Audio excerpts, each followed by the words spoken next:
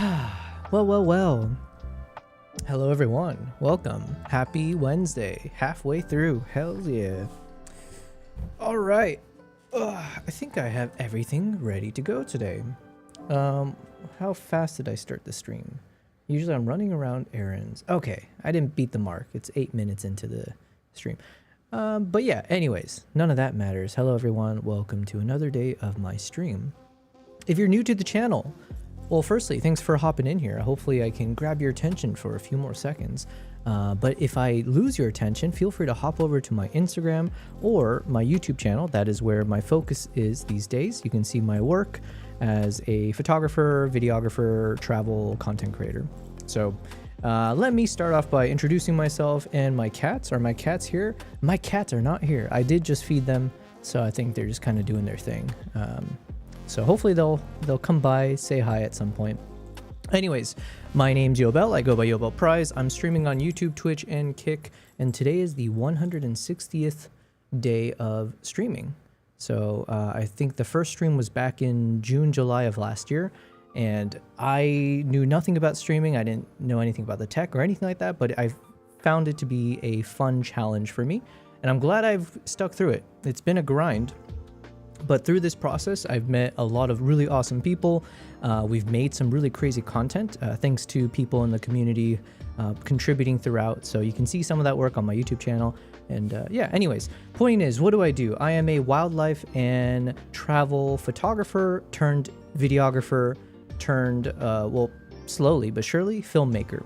So I have one short film under my belt that I'm very proud of. You can see it on my YouTube channel. It's 5 minutes long, called The Island of Second Chances, based on I spent about 3 days on this rescued chimp island sanctuary, literally on an island. And I was very fortunate to work with Nikon, and they provided me with a pre-production unit of their Nikon ZR before announcement, before launch, and I was able to create a short film with it. So hopefully you guys enjoy. So anyways, point is, for the past 2 to 3 years, I've been almost traveling nonstop, over 100 terabytes, over a dozen countries, and because I'm not in corporate anymore. I'm not a corporate person. I do miss a lot of the stability that came from it, but now I am on that journey to see, can I make a living for myself doing the things I'm passionate about? And it's not easy. I have a lot of wins, I have a lot of losses. It's been a really crazy up and down journey, but definitely the best decision I've made to stick with it. So I traveled the world quite a bit for the past 2-3 years, and then after settling down, I realized I have a crazy amount of photos and videos to get through, over 100 terabytes. At this point, I think like 20 to 30 to 40,000 photos that I need to go through. So just a crazy amount of stuff, right? For example, we're editing, I just finished editing all the Mongolia photos. So this is what we're going to get into just at the start of the stream. I just want to do a quick little rinsing and sanitizing of the top photos. My cats are behind me going crazy. So if you hear a lot of banging sounds, it's because my cats are going wild. Mookie, yo, what's happening? It's been a while. Mookie says, happy 160th day of streaming. I think the traditional anniversary gift for that is a YouTube compliment. You are cool. Hells yeah. Thank you. I think the traditional anniversary gift is to give $160, but you know what? I'll overlook it this time, okay?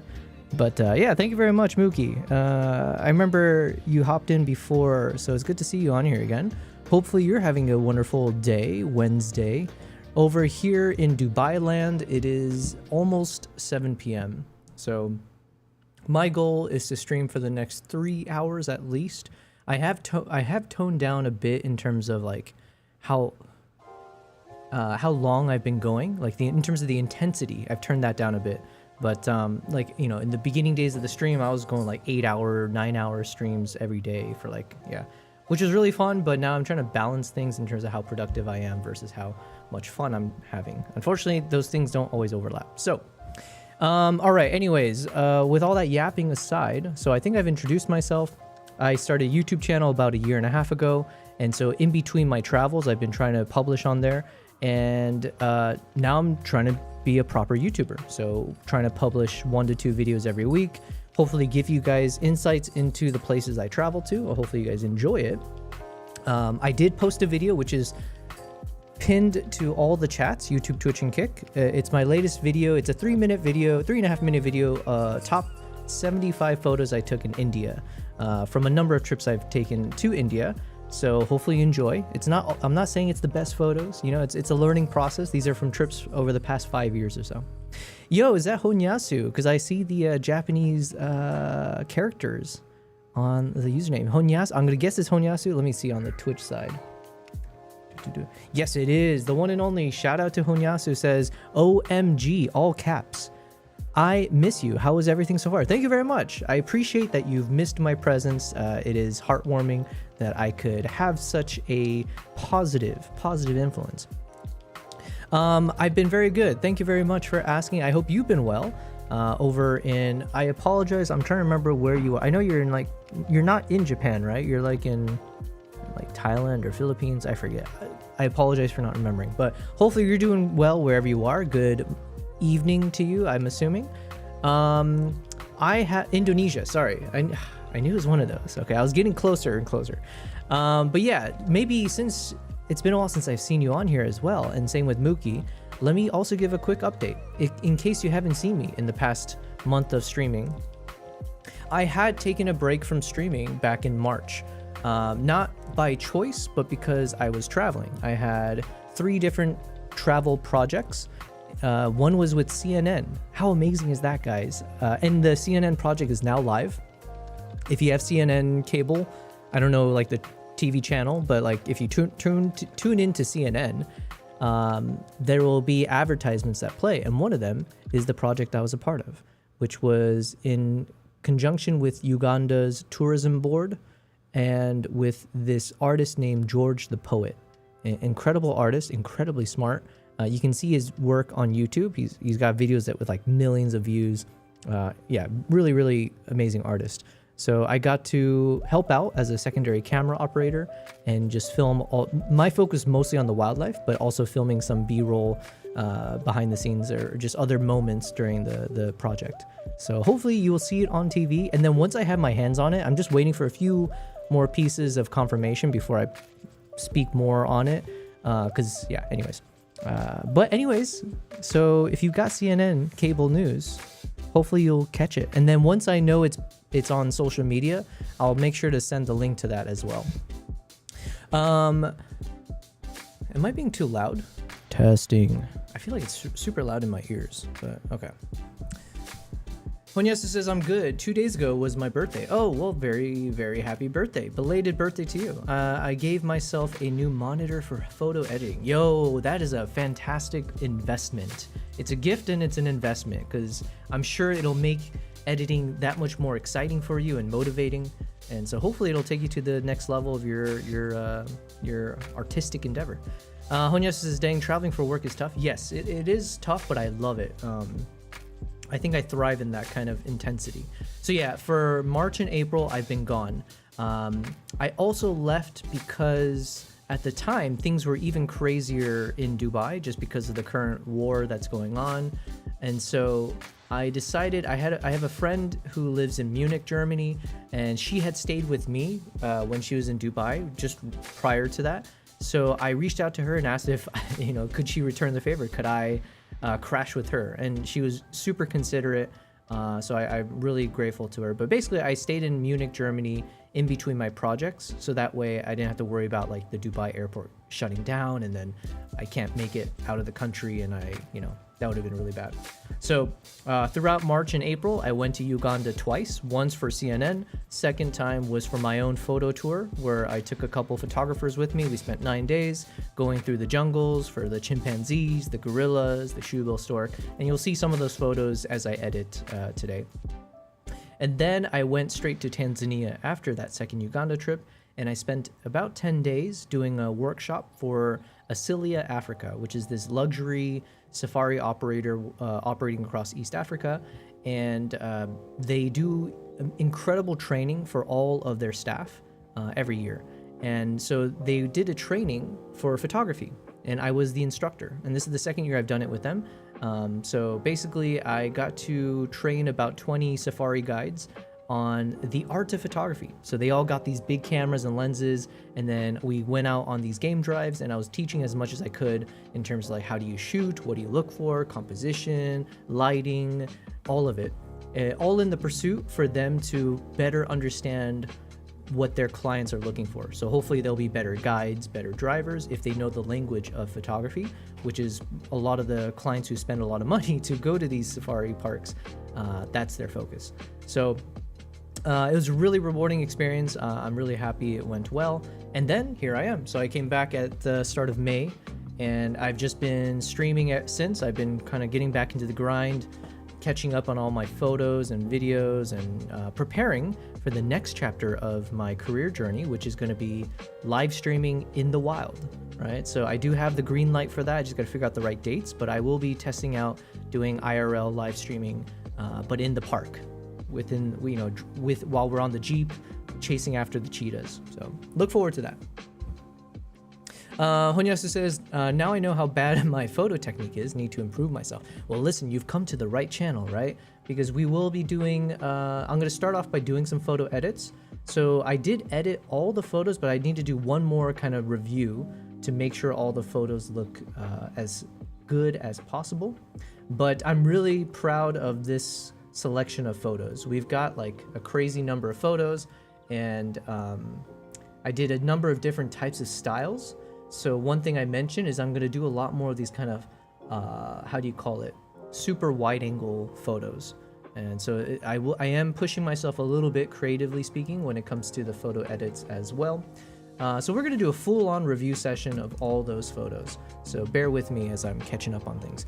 Honyasu says, Munich, my favorite football team is there. That was sick. I don't know anything about international football. I don't watch a lot of sports anymore. Unfortunately, as I started becoming more intense with some of my passions, like photography, I had to let go of other passions that I had, including sports, watching sports, you know, doing like fantasy football, for example, including reading, including music, like guitar and stuff. A lot of things I did have to put on pause in pursuit of this, like photography, traveling, videography, and all that. But I do know what you're talking about. It's the Bayern Munich team, right?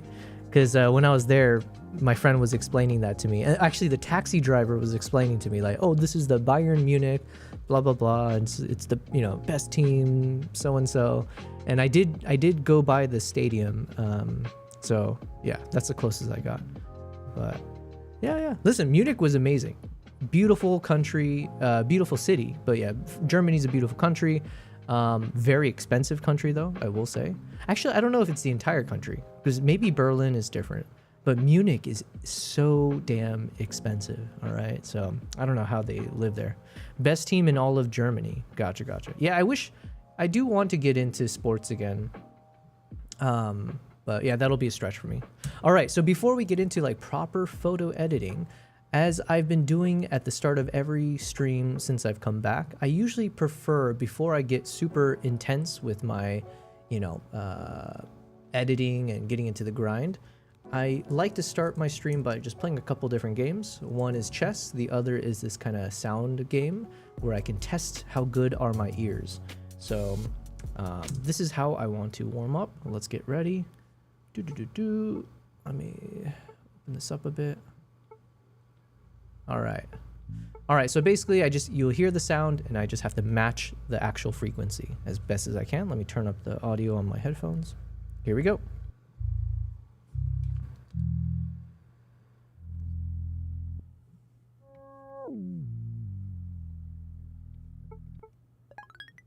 Okay, that's a decent start. I'll accept it.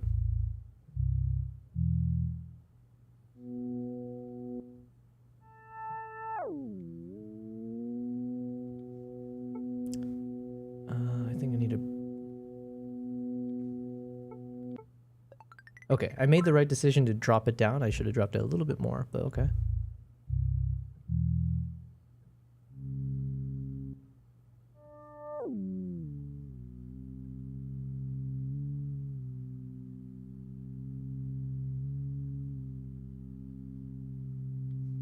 Ooh, the longer I take, the more I'm questioning myself. Okay, okay.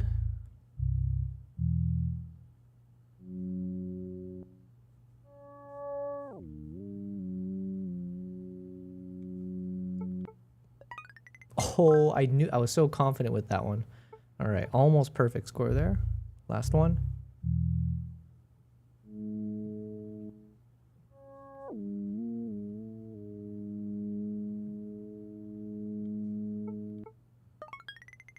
Okay, you know what? I only need to play this one. I feel like I did decent. The ranking system is still broken though, so it's been stuck on this 4th whatever. But we did pretty good. We got above 9.5 each time. Oh, no. I dropped once, but this is acceptable. Acceptable. Okay, so. Wow, look at that. We crushed it. Now let me just play. What I've been enjoying doing is I'm very addicted to chess. So I like to start off by playing 2 games of chess. Ideally, I win both games. So in my mind, I think of it as like, let me do best of 3. But sometimes you'll see I get crushed. I'm not necessarily the best at chess. I'm good enough. I treat it like a video game. So, but the thing is, because you're playing against other people ranked around the same as you, unfortunately, I can't just crush the noobs. I just gotta do what I can. All right, let's go.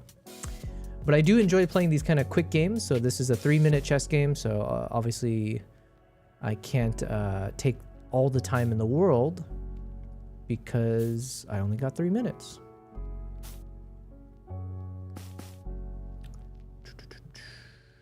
What do you think he's gonna do? I wasn't expecting that.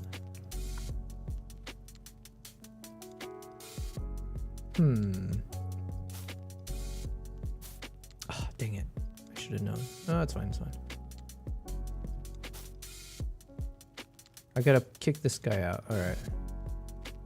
I'm gonna threaten the bishop. Let's see what he does. Good to know, good to know. Let me pin the knight with my bishop. He's probably gonna push the pawn at some point. Let's start to bolster my defense there. All right, there's the push. And we'll take. Let's see what he takes with. Fair enough. Now I'm gonna line up my rook. I guess do I have to take? I don't have to take. I'm not gonna take. Oh shoot! I'm an idiot. I almost did something foolish. I almost lost my queen. Idiot. Honyasu said best team in all of Germany. I don't doubt you. I just don't know enough. I know nothing.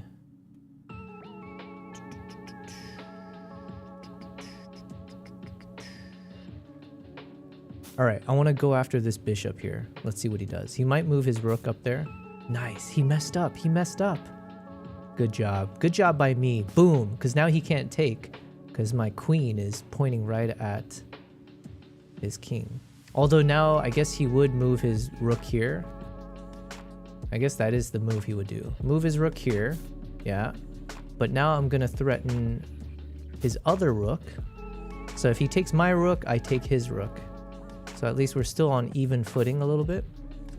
Okay, and then I guess I'll do a little bit of a check dance. So let's do...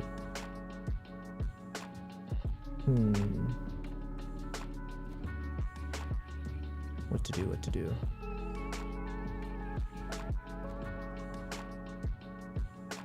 Okay, I'm actually a little bit lost here on what's the best strategy. I think my rook is lost regardless. All right, let's just play it out. Oh no, okay. Oh, he's an idiot. I say that, but he did the wrong thing, I think. He should have just... Oh wait, no, never mind. I was good. I was okay. I was doing fine. I shouldn't have second guessed myself. Because I lost a lot of time doing that.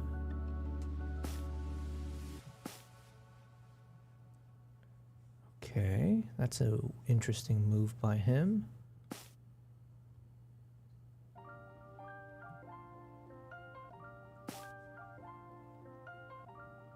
I gotta be careful.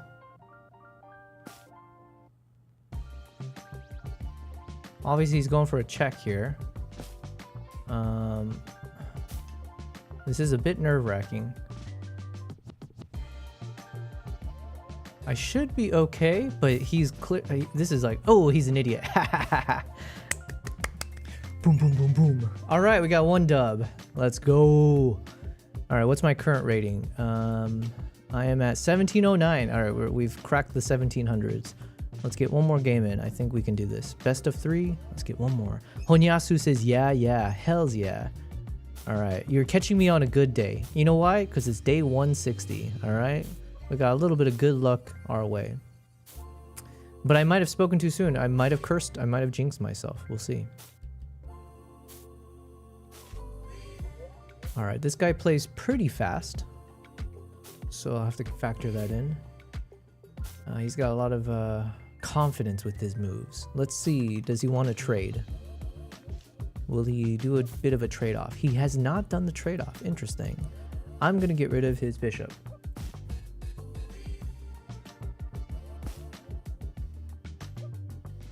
Do you think he'll take with the pawn or his queen? Interesting. Okay. I actually kind of prefer that. I think I'm in an okay situation. I think. Let's see. I'm going to push the pawn. Okay. Interesting. What is the best move to do here? You know what? We're just going to threaten the queen.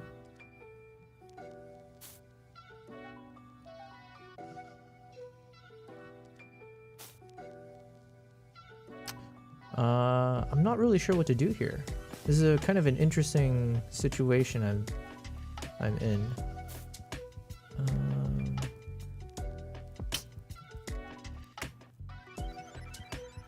Okay, he's about to get a free pawn from me, unfortunately. What can you do? What can you do?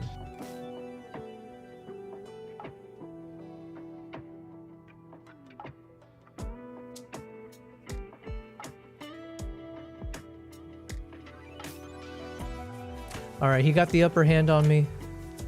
Let's hope that he gets a bit cocky with it. I am running out of time compared to him.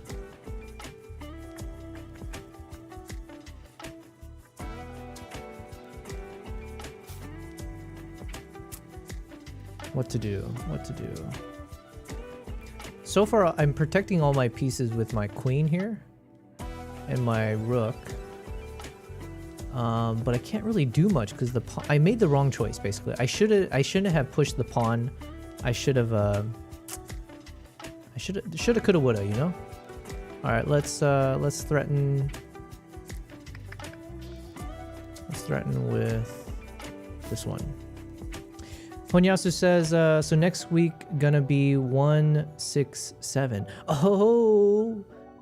What are you supposed to say after you say 6-7? Is there something that the young generation says? But yes, you are right. It is almost. We'll have to make day 167 worthwhile. Oh shoot, I didn't see that. All right, I'm not in a good spot right now. What is the best plan? Let's push.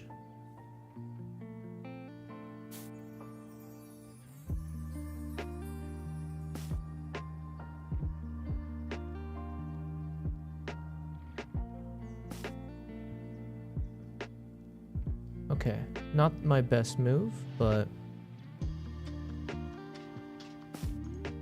I guess he'll have to take the bishop, fine. And then let's line up my rooks.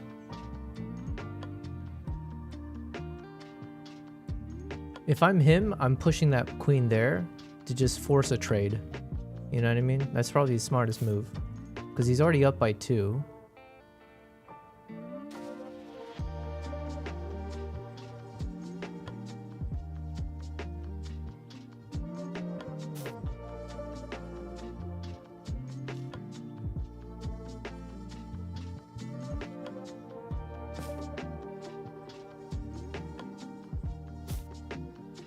Just raise your hand and make a up and down move simultaneously. Up and down move? Wait, is that the meme?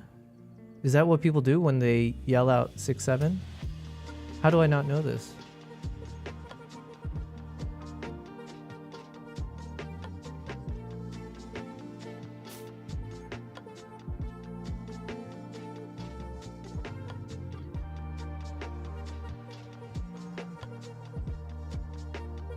I know people yell out 6-7 or like a question mark. Make sure your hand is holding a ball. What? Wait, where did the 6-7 meme even come from? What does it have to do with... What is it? Oh shoot, I'm gonna lose on time anyways.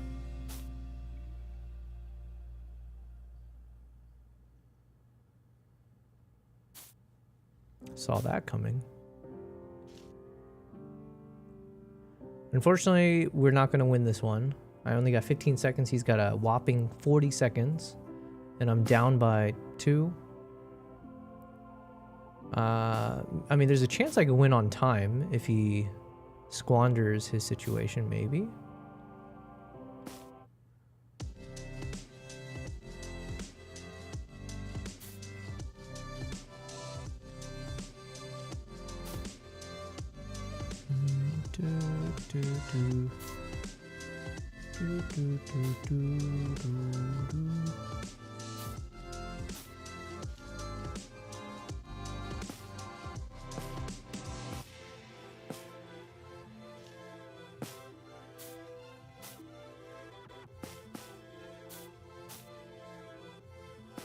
All right, game over. There's a long story, but try to type 6-7 on Google and you will understand. You know what? I'm gonna ask ChatGPT.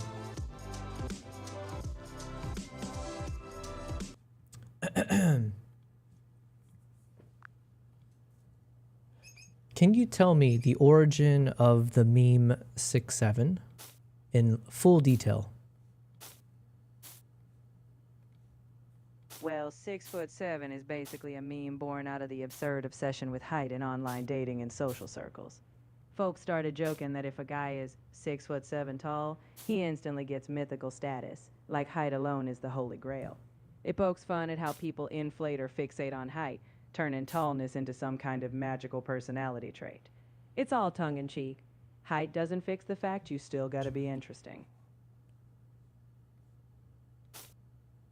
That's it? But does it have anything to do with holding a ball in your hand, or can you... I want you to double check what you said, because I think there's some question marks. All right, partner, I'll tip my hat. You're right to be suspicious. That 6'7" meme started with a particular clip of a tall man. Yep, 6'7", holding a ball, off in a basketball, standing in a gym or a casual setting. Folks took that still image and ran with it, mocking how height gets fetishized and how someone holding a ball made them special. So yes, that ball is part of the joke, a goofy symbol of how little it takes to become a legend in meme world. So there's your full picture. I want you to search it up on the website Know Your Meme and then tell me what it says.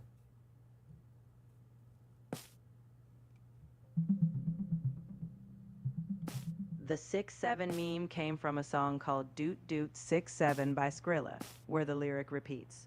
It also got linked to NBA player LaMelo Ball, who is 6 feet 7 inches tall. The meme doesn't have a solid meaning. People just shout 6'7" randomly, especially on TikTok or in schools. It got so disruptive that some classrooms banned it. Okay.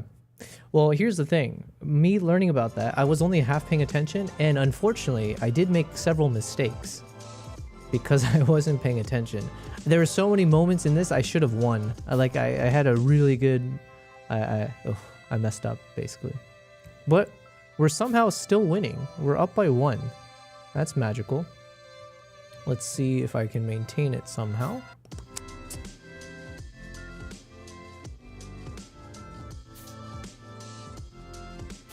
Do do do do do do do.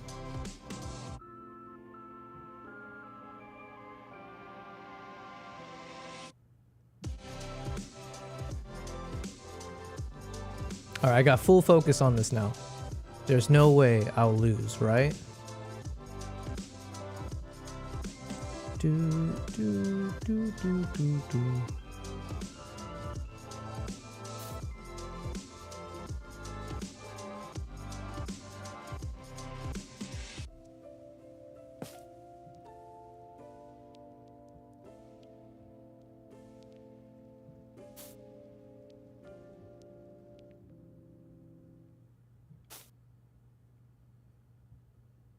All right, I got to be careful here, obviously. He's lining up his pieces against my king. That's not good.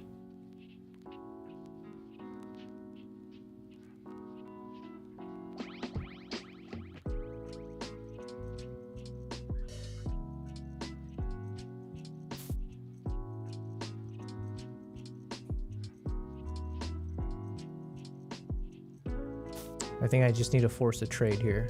Let's push his queen. He might move his queen to this spot right there.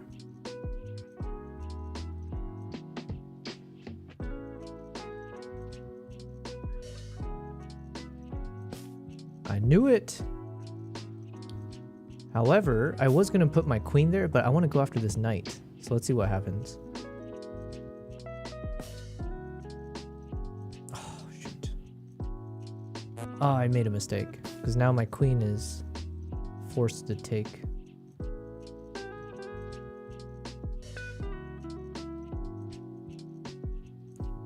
Good news is he's got 20 seconds left. So if there's one way I can win, it's off time because he's taken too much time.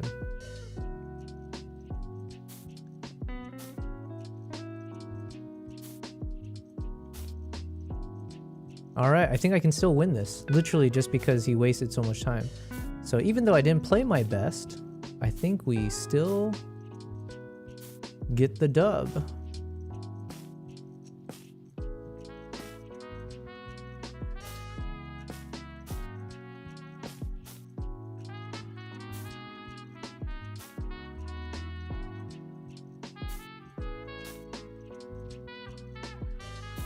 Hells yeah, I win.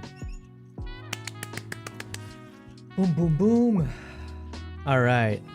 Google has a special effect on 6.7. That is not the thing. Ask it a search on Know Your Meme. There you go. That's how destructive 6.7 is. All right, let's check this out. Thank you for your support. We have won 2 out of 3. Wow. The meme 6.7. Actually, is there a YouTube video on this? I'd rather watch a YouTube video. Oh, there is. Okay. The meme 6.7. All right, so now that I've got the chess out of the way, here's what we're gonna do. I am now going to organize through all of my photos that I've taken across 2 trips to Mongolia. So hopefully you'll enjoy this little trip down memory lane in terms of my top photos that I've edited. And then while I'm kind of organizing, and because right now there's over 236 photos that I've 4-starred or higher. Of the 236, a lot of those will be duplicates or very similar photos, so I don't need to keep all of it. So ideally, I can reduce the number of the final top, like, you know, the 5-star photos. Ideally, it'll drop down to, like, I don't know, anywhere from 75 to 150, something in that range. So as I'm going through all those photos, I like to just watch some YouTube videos. So that's how I multitask. So we got this video from 7 months ago called 67 Meme Explained. It got 1 million views. So I'm assuming that's the best. But there's also one from Fox News, and I almost feel like it'd be funnier to hear news anchors try to explain this. So we're gonna watch this one. If you have kids, you may have noticed some new links. And then we'll watch the other one, the other million views one. Hey, been feeling old? Been feeling old? Hells yeah. All right. There we go. Let's learn about 6.7, shall we? Well, if you have kids, you may have noticed some new lingo. All right, but do you have any idea what they're actually saying? Fox 5's Audrey Puente is here to give us a lesson in Gen Z slang. Please proceed, Audrey. Yes, me and Nick are both giggling at this because we don't know what they're saying. I mean, just when parents got a grip on Gen Z terms like fire, Riz, and you ate, now there are new terms popping up faster than gray hair a few weeks after a dye job, of course. All right, so during a recent visit to my son's college, I noticed this in a dormitory window. We're going to go over to the weather graphics, I think. In the dormitory window right here, yes, when I saw what was a 6 and a 7 there, 67, and when I asked him what 67 meant, he said, no, Mom, it's 6-7, which I learned is the latest addition to Gen Z's vernacular. And nope, it's not math. It's actually used as a filler word that doesn't really mean anything according to my teens. It comes from a song by the rapper Skrilla in which 6-7 is repeated. It's used as shorthand for something that's like, okay, like that movie was kind of 6-7. Ah, okay. Like a 6 out of 10? Originally used by extreme sports fans, it actually means going all in without hesitation. It's also used talking about weekend plans like, let's get sendy, which actually makes me nervous as a mother of a college son, but when he uses that, but that's okay. All right, newsflash. Mustard is no longer a condiment, okay? Kendrick Lamar yells it in his song TV Off, and it was picked up in meme culture to reference confidence, style, or flair, like that fit is mustard, or Steve Lacy walked. Honyasu says that is not Gen Z. I was going to ask that. I was like, hey, is this actually Gen Z? So you are saying that it is incorrectly attributed to the Gen Z. It is a Gen Alpha thing. Okay. All right. In with straight mustard. Hey, Yes. Steve, Yes. look at you. You're no 6-7. I like that slang. Okay. All right. And last but not least, we have Put the fries in the bag. I know which that is one. not exactly about fast food. It's a demand to stop talking or move on. Like, Audrey, we have to get to the weather with Nick, so put the fries in the bag. Nice. That's a good one to know. That comes in handy at TV. Yes. All right, thank you for the update on that. That was Thank you. great. Yeah, my daughter is too young for that nonsense. Yeah, She'll have a whole new set of words one time she gets there. Okay, well, we learned. That's good. Now let's watch the other explanation. Let's see which one's more accurate. Lately, maybe all the kids yelling 6-7 everywhere has made you feel like a bag of crumbling ancient bones. Bag. But don't worry, This we're guy going to Canadian? save you from the meme that makes you old by explaining what all those kids are talking about. It all started in the exciting world of music, specifically the Skrilla drill rap song Doot Doot 6-7, released in late 2024. If you haven't listened to the song, well done. A recurring refrain in the song is Skrilla saying 6-7, which could mean one of three things according to the expert lyrical analysts over at Genius. Mookie says, trying to make sense of this meme is a dead end road. Yeah. Well, no, you know what? It clicked with me when they explained the whole, it's like a rating system. That makes sense. If you're saying, but I've never heard people say that. I've never heard someone say the word 6-7 in a sentence. You know what? I can end the sentence right there. I don't think I've ever heard anyone use 6-7 in a sentence, to be fair. But if you were to use it to give, like saying it was okay, like that movie was a 6-7. I mean, that's a little too on the nose, but I mean, I can understand that. Mediocre, above average. It's never a sentence. Yeah, that's what I'm thinking. I imagine it's just like people yell it out like 6-7. Well, now it's like the only thing I know about it is if someone is talking about something and the number 6-7 shows up in the sentence, then people go like, what? 6-7? So it'd be like, yeah, that's the only thing. Like, hey, let's go. I think we're supposed to meet our friend maybe around 6 or 7-ish. And then people are like, what? What'd you say? Yeah, it's so stupid. Maybe it means to look at the sixth and 7th photo in the current lineup and select those. All right. It's never a sentence. It's just a phrase. Genius.com. One is that it could be a reference to the police code 1067, meaning a death has occurred, which sort of makes sense as the song seems to be referencing a death. It could also refer to 67th Street in Philly or Chicago, or to burial plots 6 feet under and 7 feet apart. Skrilla is just a very layered writer like that. When asked about the greater meaning in light of the meme blowing up, he said, quote, "I never put an actual meaning on it and I still would not want to." Doot doot indeed. But this was just the beginning. Before becoming the greatest greatest source of dread for teachers across the globe that isn't related to salary or random murder, the catchphrase got its start in the basketball fandom. It became associated with the Charlotte Hornets player LaMelo Ball, who is 6 feet 7 inches tall. The repeated motif of 6'7" from the song became regularly used in fan cams of Ball, well, ballin'.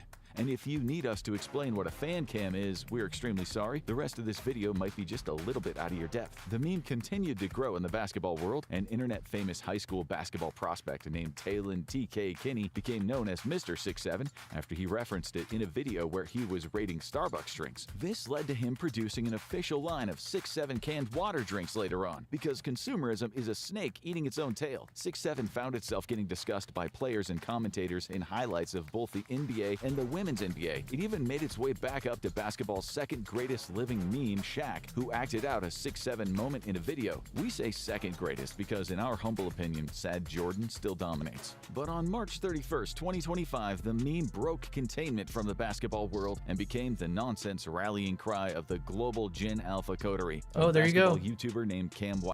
All right, so this channel is smarter than the news channel, or more accurate. They said it's Gen Alpha.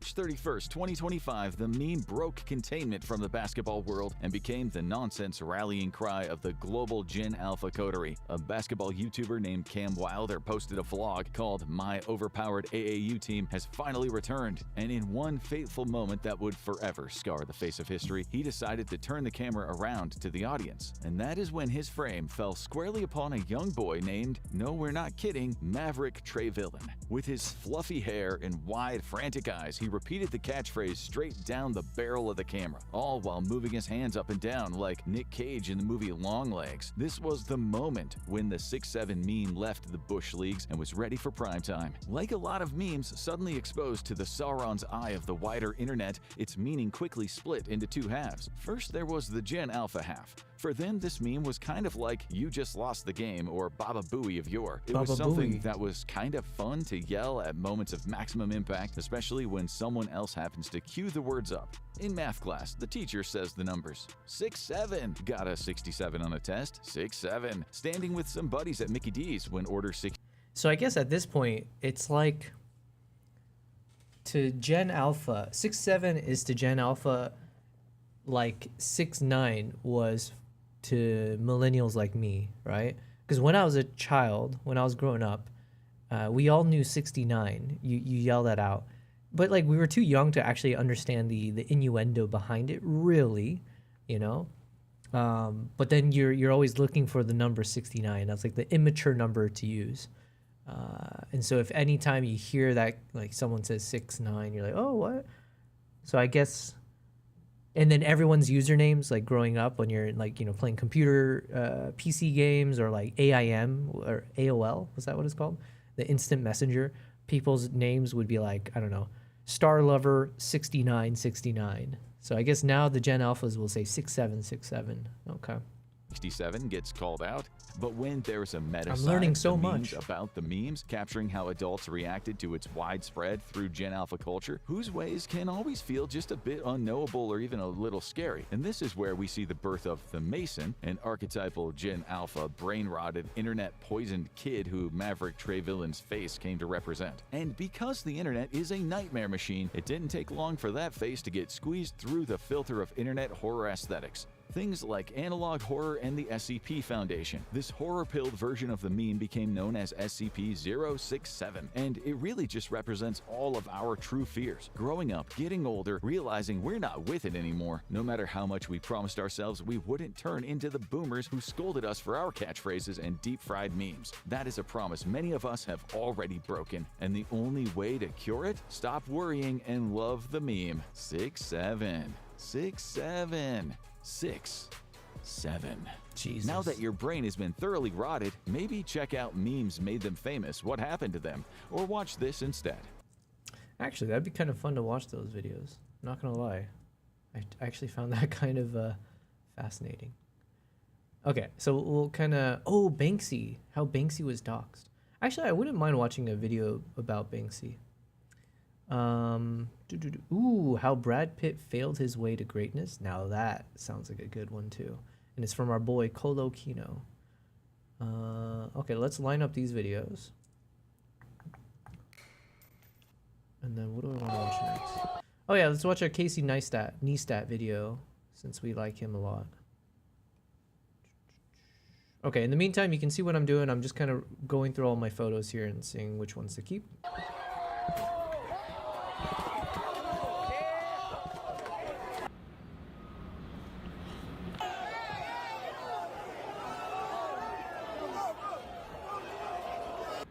Why?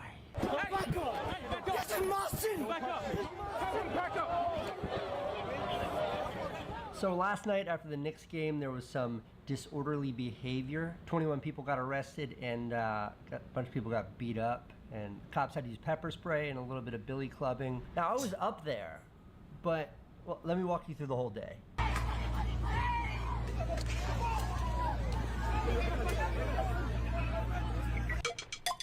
Is this just going to be too scary and madness to go up and see?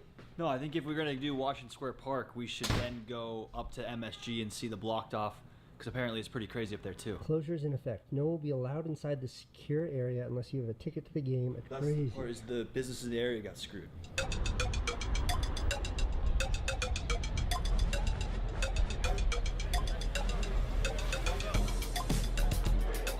I don't know how Casey does it, but it's like, it's so damn impressive that he's able to make these. I think he's doing like daily vlogs, right? Or he's pushing these out quite quickly.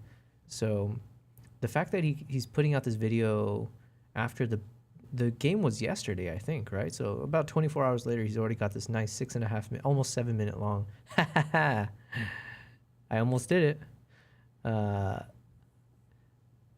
That's funny. I did not mean to do that, but yeah, for him to get this like 6 to 7 minute long video, haha, 6, 7, in like 24 hours, and it's like always done really well. It's very impressive. Honyasa says, my internet suddenly stopped. I missed the 6, 7. It's all good. Well, welcome back. We're gonna watch more of those memes. I learned a lot. We laughed, we loved, we learned.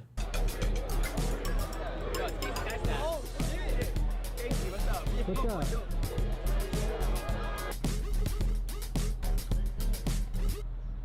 All right, so this is what's going on over there, and there's just too many people and everybody's smoking, and I don't like the smoke, and then the crowds, so I'm hiding over here. No, I am not Vin Diesel. But they're supposed to go from here up to like where Madison Square Garden is, where the game is tonight, so maybe I'll like follow along. I just want to see what's going on.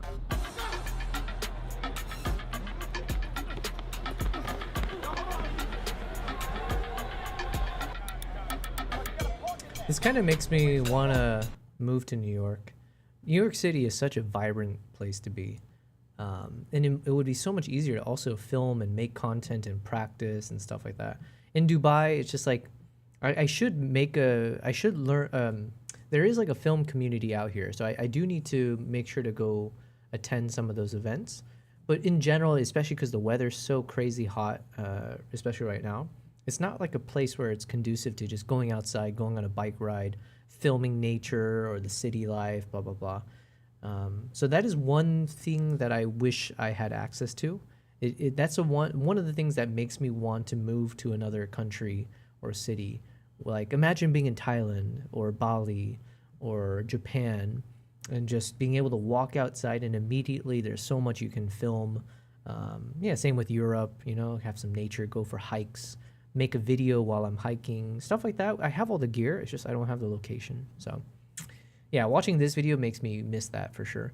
Honyasa says, I mean, 6-7 meme came at the worst timing on my curriculum because we learned about the calendar when the meme started. Oh, nice. Yeah, you got numbers in there. 67th Street? Oh, man. Go next. We found the staging area for the NYPD tonight. This is the staging area for tonight? Yeah, we're getting ready for MSG. Nice to meet you. Yeah, nice to meet you. Nice to meet you. Good luck tonight, guys. Yeah, thank you. You're going to need it. Yeah, trust me, we are. Especially if we win. Thank you. Be safe, right? Yeah, take care, guys. Man, he's like a local celebrity.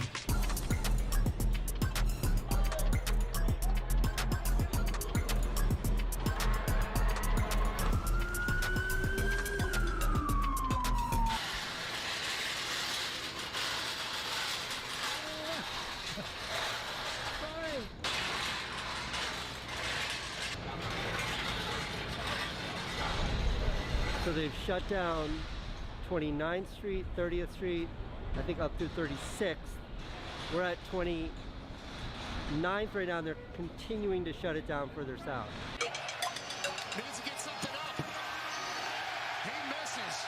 And they lost. City been going crazy. I gotta go up there. You going right now? Yeah, I'm gonna go.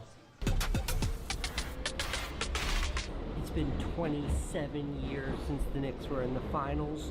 They're definitely gonna win this game 3. I gotta see it. He was wrong.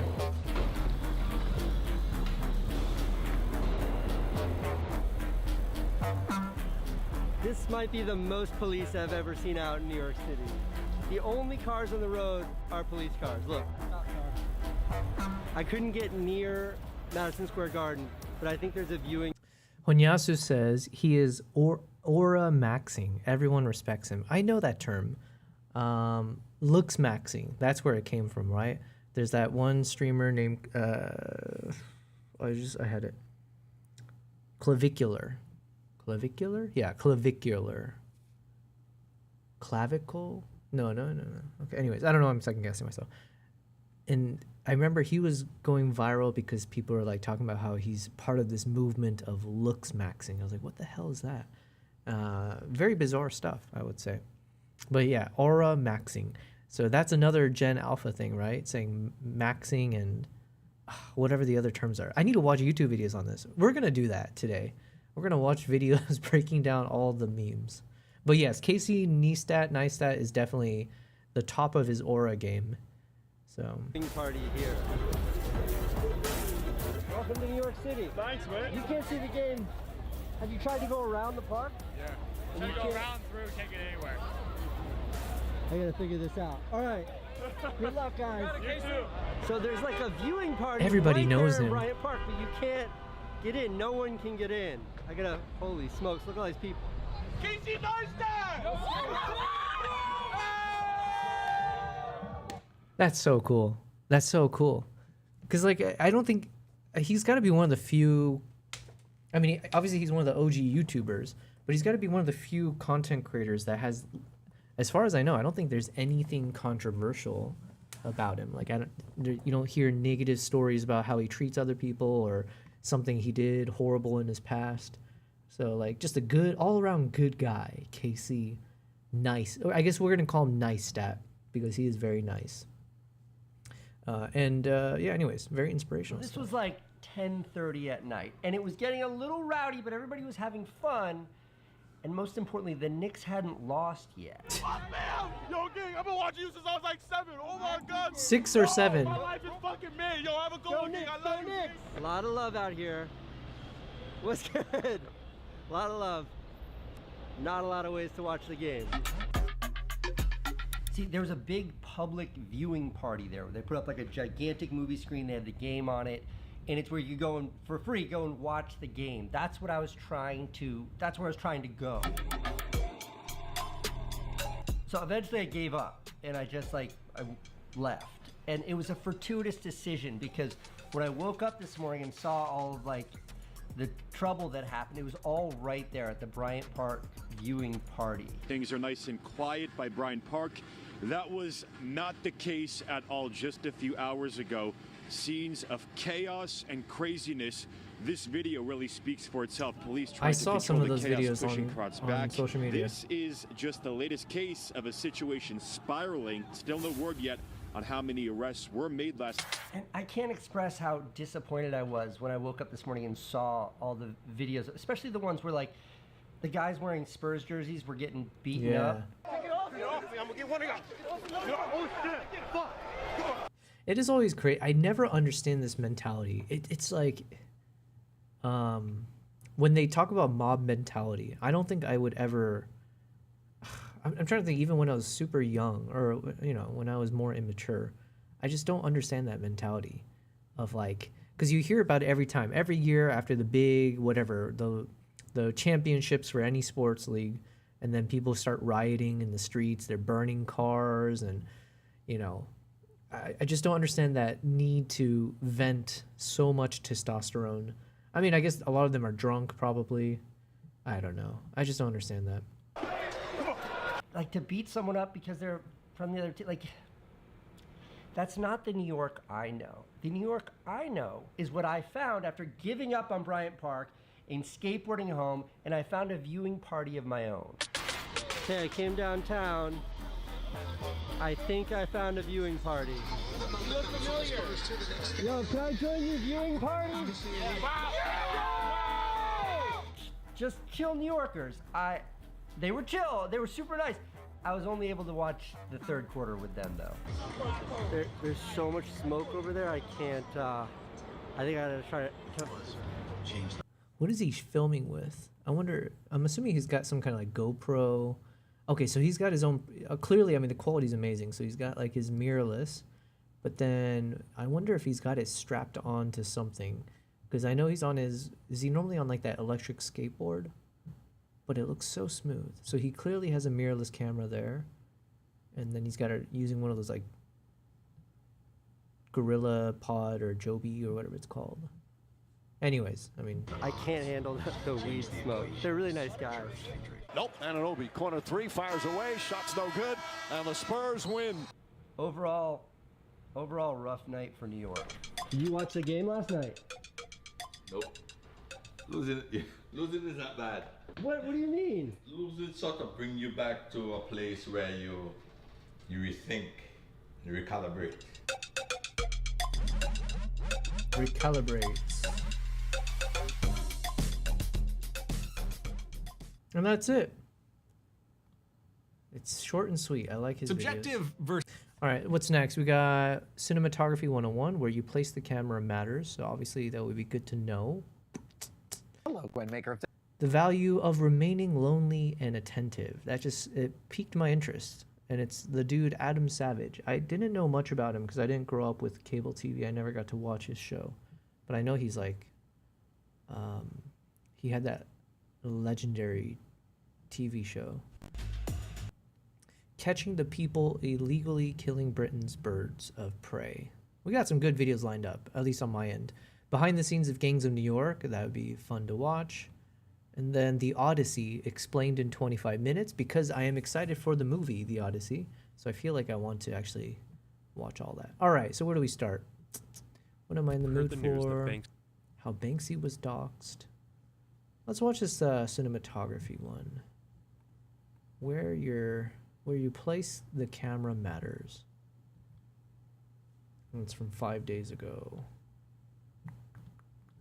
Oh, I forgot to like Casey's video. Whatever.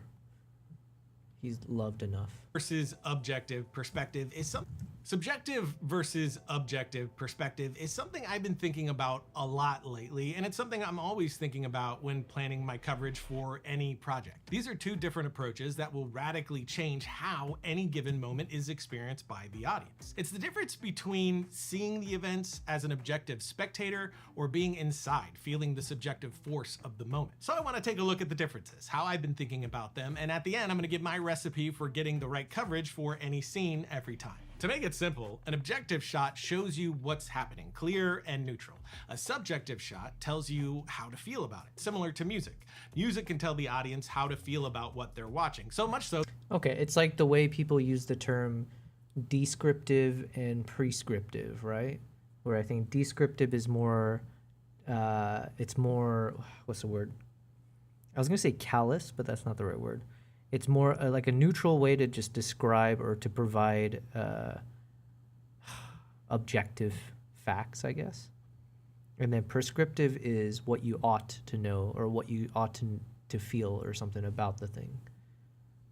Bad explanation, but I think it's what he's talking about. That it can be overdone with the music's hand getting too heavy, which some call Mickey Mouse, which comes from the early days of Disney when every action Mickey made was supported by music. The difference between objective and subjective can be as simple as frame size and depth of field. For instance, if I have these two characters talking, Josh is in the power position, Justin feeling inferior, an objective way to handle this would be in a two-shot, a bit wider with deep depth of field.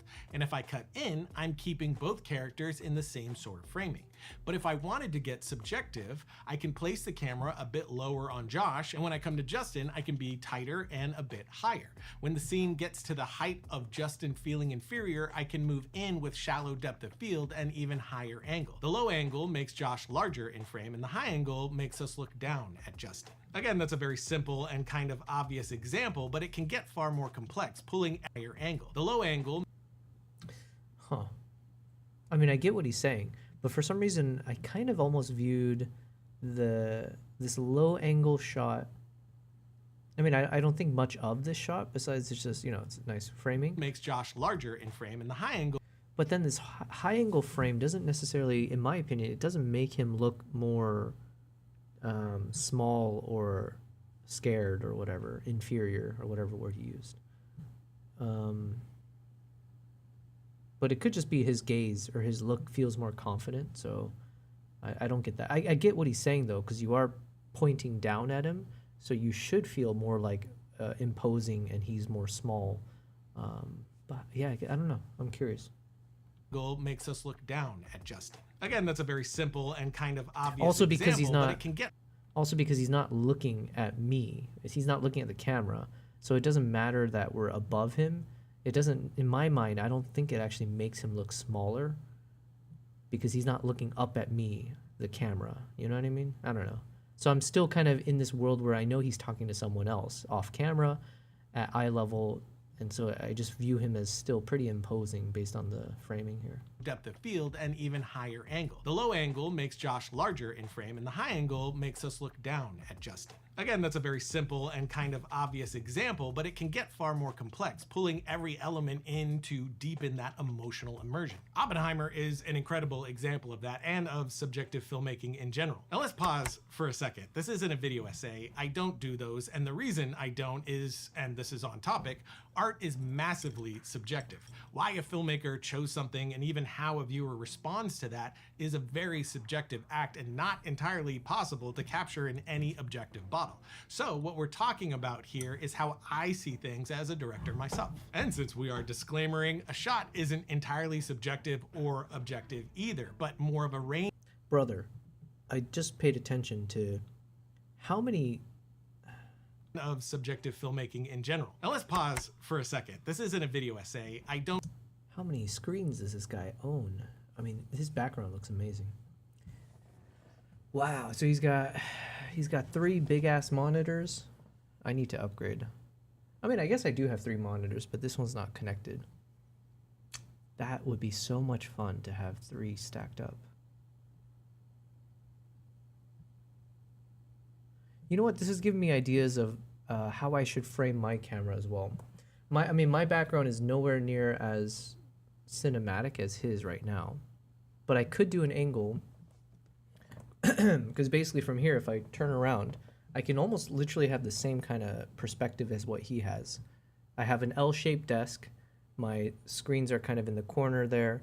I just don't have as nice of a lighting setup, and my wall has a bunch of the black foamy thing, so it's not like the most artistic, but it could work. Honyasa says, yeah, I just booked for a photo on the 28th. What do you mean? Are you're booking for a photo shoot for yourself?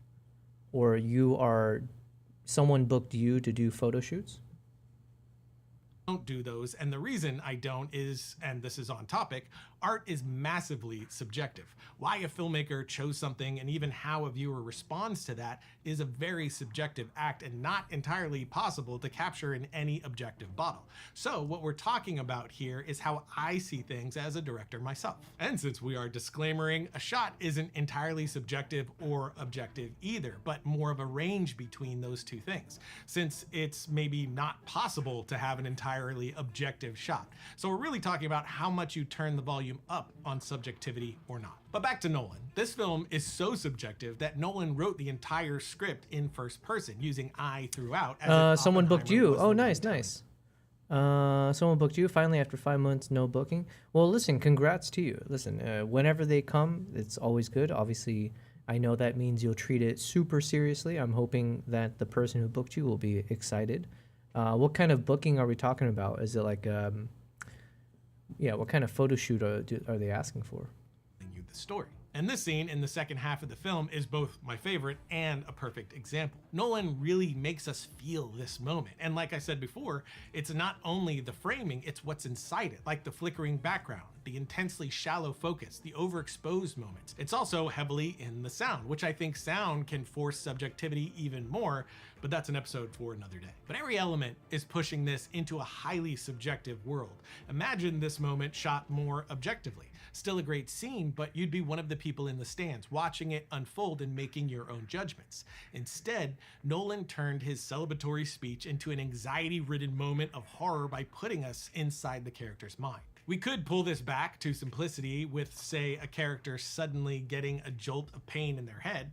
We could shoot it like this, detached, or we could snap in, use shallow focus and a tight frame to bring the viewer into his experience. And of course, it's not just close-ups that will do this. Like POV shots, it's one of the many tools that can help you in achieving. Dator says, good evening. Guten Abend. Dator says, hello to the chat. Thanks for hopping in here, Dator. I hope you've had a good day. I miss Germany. I do I definitely want to go back soon. Honyasa says it's a cosplay photo session. Is that a cow? Oh, it's a yak. Yeah, it's a yak. Y-A-K. But it looks very different because I was taking photos during a snowstorm. So I was just trying to see if these are worth keeping.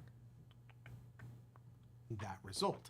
And actually, speaking of tools, the shots we just showed and the ones coming up have all been shot with these lenses. These are the Cymaris C Cine Primes from Thighpoc, today's sponsor. And these are really nice lenses with a great image. I have the 16, 21, 28, 35, 50, and 75, and they're all crazy fast at T1.5, except for the 16, which is 1.9. But that 1.5 is really helpful when we're trying to get that extreme shallow depth of field with some of these shots. And of course, that is a massive benefit for low light too. They're really small lenses, making them nice and light at between 380 and 470 grams per lens, which is roughly half the weight of most cinema lenses. So the entire set fits in a backpack, and you can throw these on a gimbal without getting it too front heavy. You have well-controlled focus breathing and minimal distortion, but that doesn't mean I'm getting an ugly, overly clean image. It's sharp in the middle with some fall off at the edges, which I love, and a little swirl to the bokeh, so you're getting...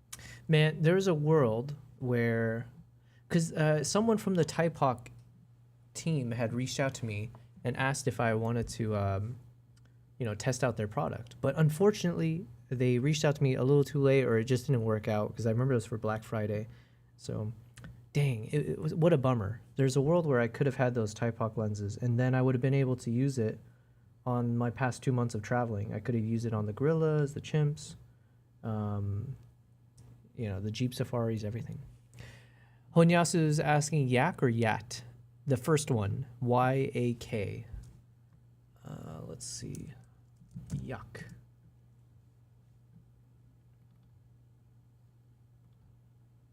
So usually you'll see sometimes you'll see it with the horns. The ones that I was taking photos of, those ones didn't have the horns. Let's look up Mongolian. These guys.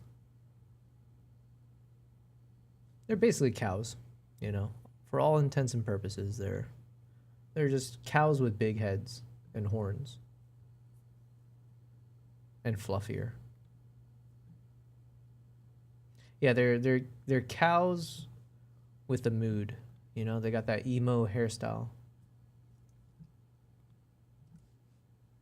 A really nice cinematic image with a good amount of character, which for me is top of my list. I'm surprised by the cost too, given the quality. This might be the best budget cinema lens out there. I feel like they are punching way above their weight class, and I love what I'm getting across the focal lengths. The wide is tasty, the 75, which is a focal length that I love but don't get to use much, and I love what it's doing to the background. And it looks really great on faces. So if you're an indie filmmaker who wants cinema glass without spending cinema money, check the link in the description. You'll get 5% off through that link as well. Another loud example, though more naturalistic, is the D-Day sequence from Saving Private Ryan. We're thrown in the water, bullets whizzing by, the camera is chaotic, every frame is telling you exactly how to feel and trying to put you in the character's shoes, which it does exceedingly well. We can contrast that, like we did before, with another known film, though again, it's impossible to be fully objective, but we can compare a highly subjective moment like this one to a more pulled back objective construction like this moment from Manchester. Honyasa says, "Big. Imagine the meat." I did eat. I think I ate yak meat. Yeah, I must have. When I was in Mongolia, they fed me everything. I had like horse meat, yak, sheep. Yeah, basically everything. Chester by the sea. We're an observer here outside of his actions, and it's incredibly impactful.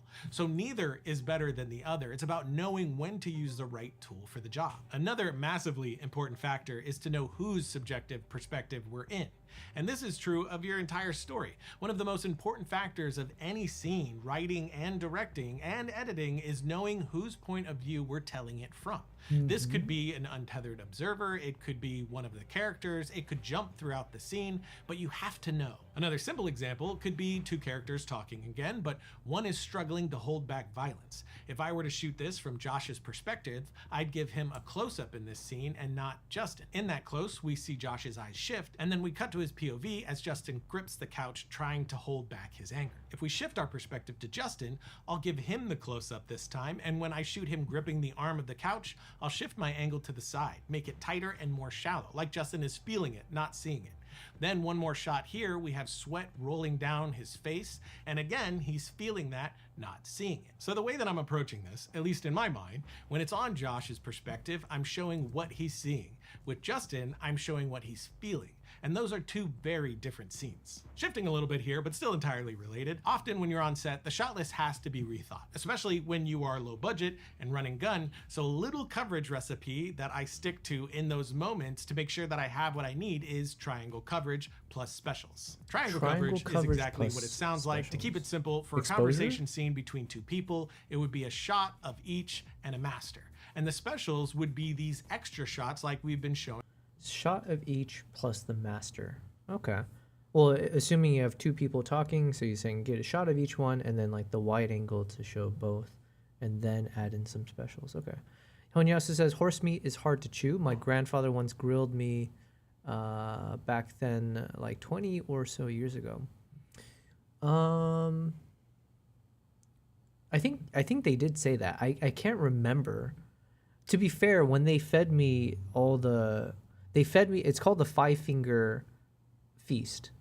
So it was a big plate. You can see it in my YouTube video, the ones I did for Mongolia, but they just feed you this big plate of food and it's like all the meat and you eat it. So I have no idea what was horse, what was yak or sheep. You're just eating everything, but everything was delicious for what it's worth, but yeah. Going throughout the episode. It's that extra seasoning that you don't necessarily need to finish an edit, like the close on the hand or the sweat, but they are going to elevate it and carry the intention that helps you tell the story the way that you want. So on set, when time is running out and I have to toss the plan and move fast, this frame of thinking has always gotten me to an end result that I was happy with. Whether that's action or dialogue, I know if I have it from those 3 points, I have it.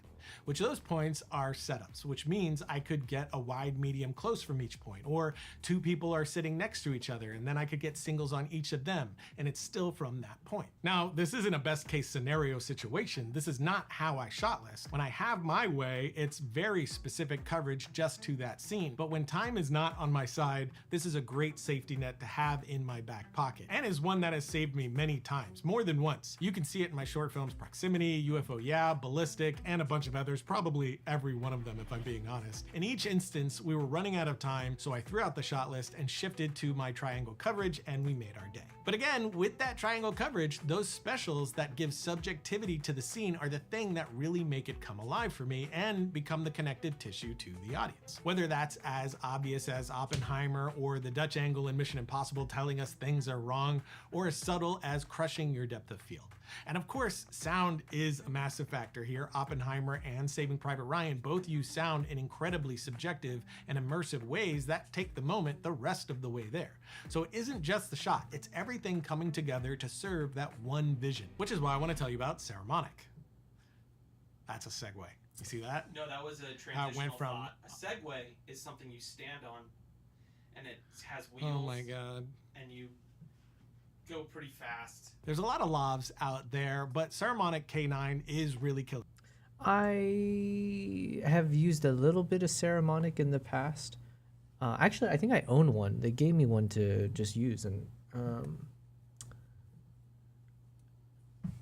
I don't know. I don't know much about the quality. I just thought it was a bit bulky and not for my needs.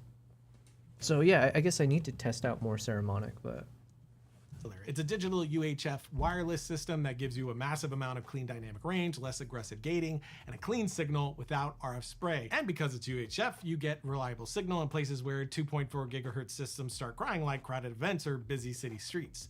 And it's one of the only digital UHF systems that can do 32-bit float internal recording and 32-bit float transmission. So even if your talent goes from whispering to full scream, you aren't distorting. And you have two super tiny 3mm lavs. They're Kevlar reinforced, waterproof, dustproof, and virtually no cable noise. And most importantly, they're so small that they are very easy to hide. Then you have the Saramonic system. maybe I should look into that. Because that's one thing I'm concerned I need to figure out with the live stream setup once I do it in the national parks.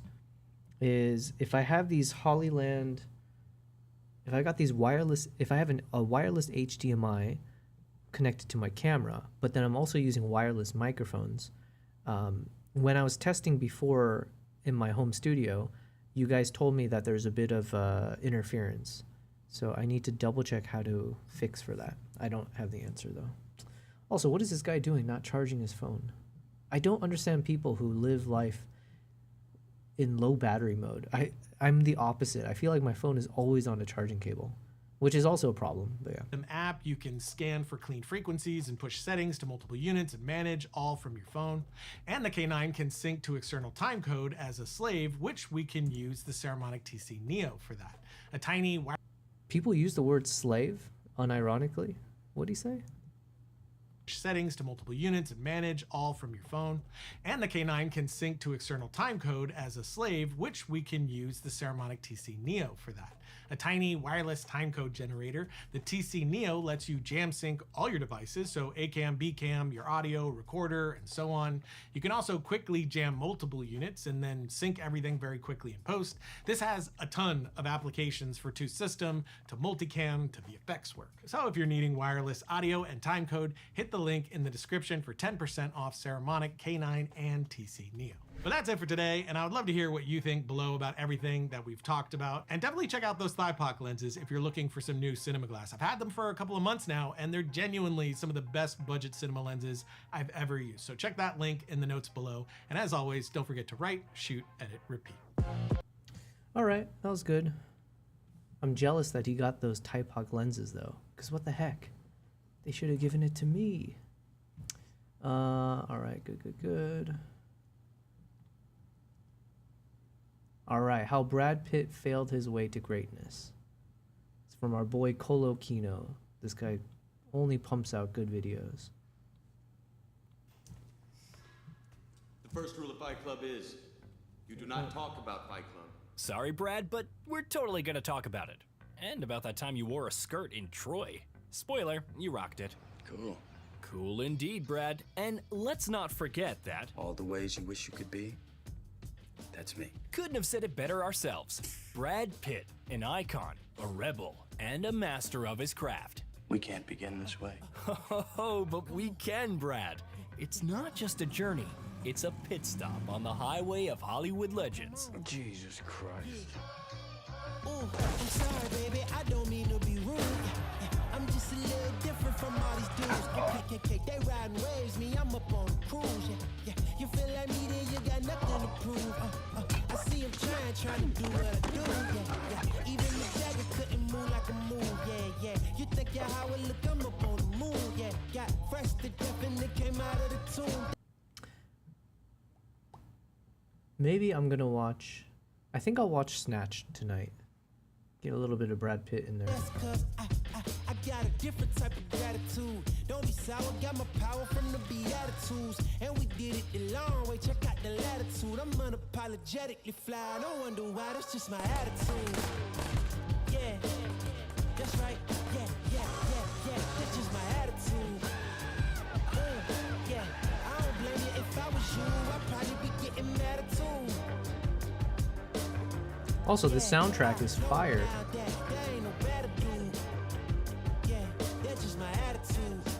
Buongiorno. Buongiorno.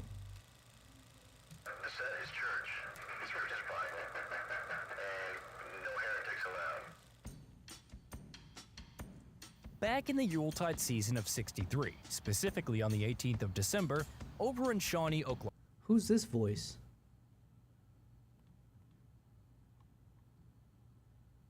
Well, this is a different voice than usual. Maybe it's like an AI voice? I mean, this is from years ago, so I imagine maybe he just hired someone for this. Oklahoma, one William Bradley Pitt made his grand entrance onto the world stage. It was a closed event though, strictly VIP, with only the midwives getting the golden ticket to the birth suite of young parents Jane and Douglas. Soon after, they moved to Springfield, but not on the same street as the Flanders. Rather, they moved to Ozark County. One could make a joke about cartels and drug trafficking here, but the Simpsons have already set the bar too high. What does that mean? In this corner of the world, they played out their own version of the American dream. Papa Douglas helmed a trucking company. Mama Jane occupied a prestigious seat on the school board, and also managed to produce two more starlets, Doug and Julie. Let's hit the fast forward button. Young Bradley is all set to take on the world, nails his academics, rules the roost in the debate club, tackles foes on the football field, and strums sweet tunes in the music hall. But it's the enchanting world of theater that snags his heart, where he uncovers his passion for play acting. And kudos to Pitt, he still pops by the old joint and keeps it flush with greenbacks. The kid moves on and signs up for the journalism faculty at the University of Missouri, supposedly studying advertising. But let's be real, it's all a facade. The only thing that actually tickles his fancy is the student theater scene. That's Brad Pitt? Dang, that's crazy. With his acting itch growing stronger, he bails out just 2 credits short of graduating. He feeds his folks a line about switching to the design faculty in Pasadena, but the truth is, he's gearing up to storm Tinseltown. I'm gonna be a great film star. That is if booze and sex don't get me first. Like any newbie star, Pitt's willing to get his hands dirty with anything but auditions. By the crack of dawn, he's revving up a truck, schlepping fridges across town. When night falls, he's suited up in a limo, playing chauffeur to a troupe of exotic dancers. As for that first acting gig, well, let's just say it's not something you'd slap on your resume. Brad's strutting around in a funky chicken suit, ruffling his feathers for the crowd outside El Pollo Loco. Not exactly the stuff that impresses the head honchos at Warner or MGM. But hey, a guy's gotta keep a roof over his head and cover those acting classes, right? Pitt found his first true break courtesy of a pal who brought him along for an audition as a scene partner. Maybe that ex-pal was kicking himself now, as it was Brad who caught the agent's eye. And so, after half a year suffering, toiling behind the wheel, and donning peculiar costumes, the lad inked his first acting contract and began to suffer in the world of cinema. Once, Brad bombed an audition. Yeah, it was a part about this big. And his agent had this genius plan. Perhaps Brad should consider, acting lessons. A top-notch idea indeed, except for the minor detail that our man had been toiling away in Roy London's illustrious acting class for a good half year already. Ooh. Brad starts his Hollywood journey in the crowded comedy Hank. A full-fledged role? No, more like a Where's Waldo challenge. Next, he gave his moment in the sun in the soap opera Another World. His line, "Who gives a hoot?" What? Just kidding, here it is. How do you do that? Right, I'll show you. Now, fast forward to Dallas, where Brad steals the show and hearts as a leading actress lover. 4 episodes, 1 steamy scene, and boom! Brad Pitt, the heartthrob, is born. Get out of here! Go on! Yes, sir. Around the same time, a spicy legend pops up featuring an ex-wife and Mike Tyson? Mike Tyson, the one and only. It's a white dude that she's probably giving head to, all right? And you never believe who this motherfucker was. Brad Pitt. Tyson tells the tale with gusto. Pitt's version, we can only guess. I didn't mean to cause you any pain. Brad's early days in Hollywood were nothing out of the ordinary. His big selling point to casting directors? The hair. They went gaga over his due, landing him in a parade of 2-bit roles in 21 Jump. Okay, so that's the original 21 Jump Street, I guess. Interesting. B-movies and TV soaps. Now, you didn't technically know how to act. No, and all the mistakes are documented on film, which I kind of get a kick out of because, listen, if anyone does want to get started and they lose faith one day, all they got to do is watch one of the things I hopped on in the beginning. It is bad. Thank you. Thank you. No, thank you. No, fuck you. So imagine Brad Pitt wrote a book called How to Act Badly 101. Out of that whole mess, 2 flicks sort of stand out, but mainly because of the shenanigans that happened off camera.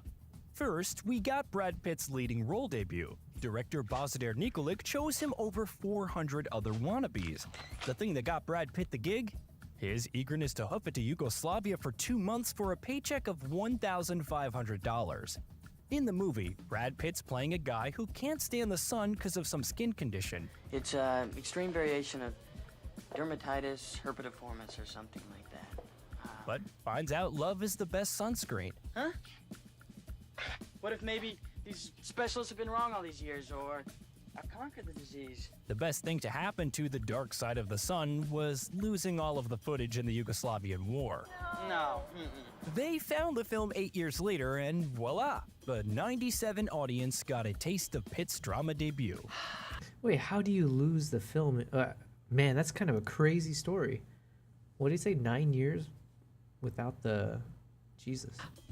Then there's this other flick, Too Young to Die, that's just as overdramatic in title. It's about some jailbird chick telling her sob story with Pitt playing a clown version of a junkie. Okay.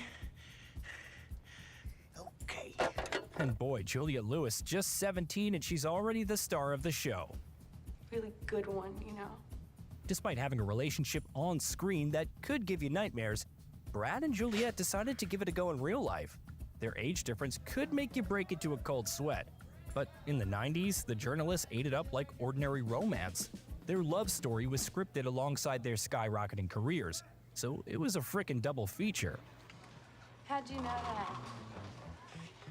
So, Lewis scores a ticket to Scorsese's Cape Fear while Brad gets under the sheets of Thelma and Louise. Gina Davis, sweet talker that she is, convinces Ridley Scott to cast him as this JD guy. Ladies, gentlemen, let's see who wins the prize for keeping their cool. Simon says, everybody down on the floor. Yeah, we're talking all-star cast and an international release. Isn't he? Same year, Pitt thinks he'll double down on the good times, sign up for a musical drama, Johnny Suede, and man, it bombs. His character wants to be the king of rock and roll, but he didn't carry a tune.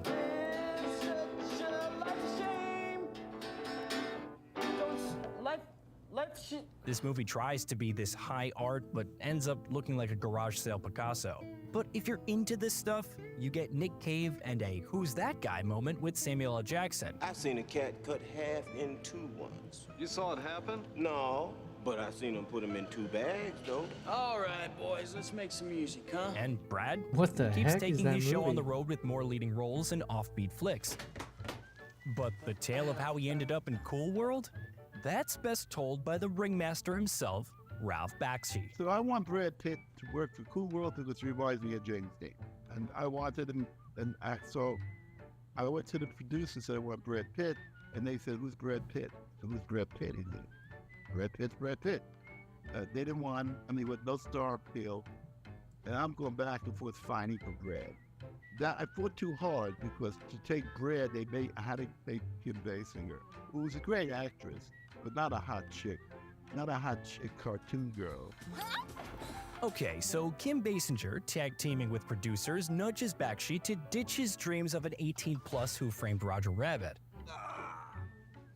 Crazy doodle bit. The original script had a strong Sin City vibe, but misguided creative improvements by the studio resulted in nothing but sins towards the script itself. Something's very, very wrong. No shit, pal. The film was a box office Titanic and, unfortunately, was Bakshi's last animation feature. 92 would have been engraved in Pitt's mind as the year of cinema catastrophe if not for Robert Redford baiting him with a fishing rod. Redford was practically obsessed with the idea of bringing A River Runs Through It to the big screen, but the movie bigwigs just didn't see any financial appeal in these moody memoirs from writer Norman MacLean. Heck, even MacLean himself gave Redford the talk to the hand gesture a couple of times. So I contacted him and I said, look, here's where we are. You don't trust me and I don't know you. So why don't we engage in a process to find out if you can trust me and if I can make this into a film, if we can trust each other. And I'll make a deal with you that probably most people, at least in my industry, wouldn't make. And that is allow you to watch the process of the first draft being done. And if at any point during that time you don't like it, you don't like the way it's going, you can pull the plug. And that's the end of that. But Redford managed to slap the beauty out of the Midwest onto the film. And Brad? He caught the big one. A real dramatic role. Now that's a good day for fishing. Quite a day. So Brad finally nailed it. Under the watchful eye of Mr. Sundance himself, his portrayal of Paul was an impressive step forward at the very least. A few years back, he couldn't even spit out a serious line, but in A River Runs Through It, Pitt portrays a path of self-destruction dramatically taken by his character. We should celebrate. Fast forward a year, the movie is bathing in Oscar nominations. And Brad, he's not just a pretty haircut and six-pack anymore. He's Hollywood's new poster boy. Sure. Roll the next reel.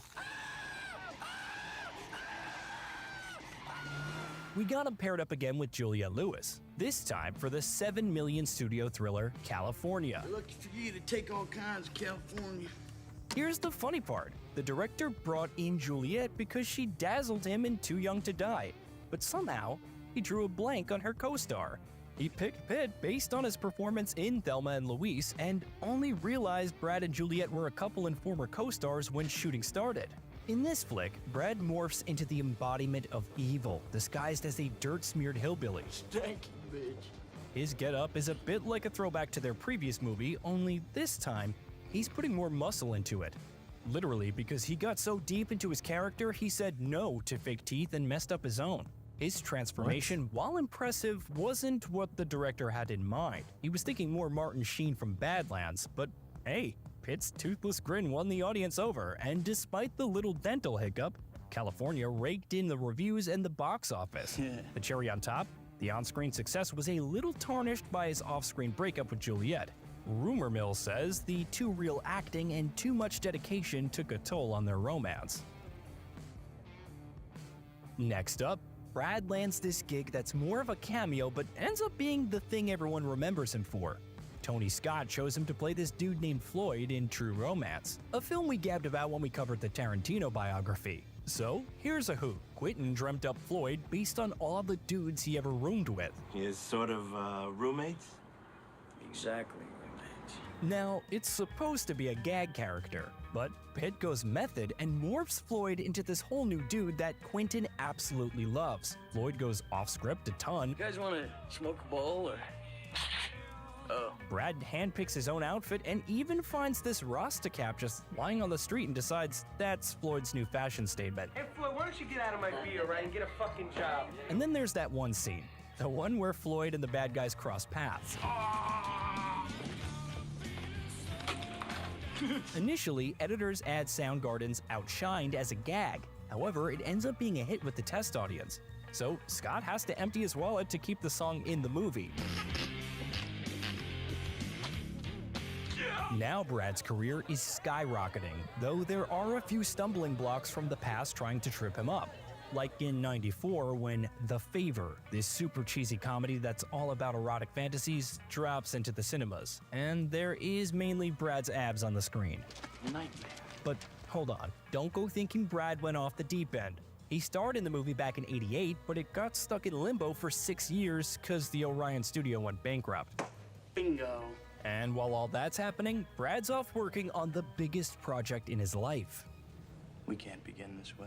So he's cast in Interview with a Vampire, right? And he's psyched, cause he loves the book and wants to play Louis. But then the script comes in, and it's all about Lestat, Tom Cruise's character. Oh, yes!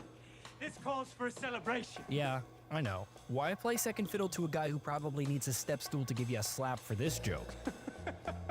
Anyway, during filming in New Orleans, Brad, Cruz, young Kirsten Dunst were hanging upside down like bats every day. Why? So the blood would rush to their faces and makeup artists could paint on some convincing veins. But hey, all in a day's work, right? Who doesn't love hanging upside down until their face looks like a ripe tomato? And the movie's best special effects? Cruz on stilts. Now that's real Hollywood magic. The dark gift is different for each of us. Next, our heroic crew packed up and shipped off to the UK, where they're holed up in some dusty old studio lots where all Bond movies were shot.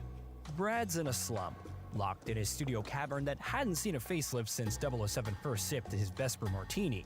Not a window in sight and a winter chill that'd freeze out any sign of creativity. When he clocked out, he was lost in a city colder, wetter, and darker than a movie itself. So a vampire can cry. One day, David Geffen, Mr. Big Shot producer himself, rolls up. Pitt, probably half kidding, asks him how much it would cost to leave the project now. Geffen drops a cool 40 mil. Jesus. That was the kind of number that would even give Batman's wallet a heart attack. I don't even know what this movie is. Tom Cruise, and Brad Pitt. Have they done any other movies together? Interview with the Vampire.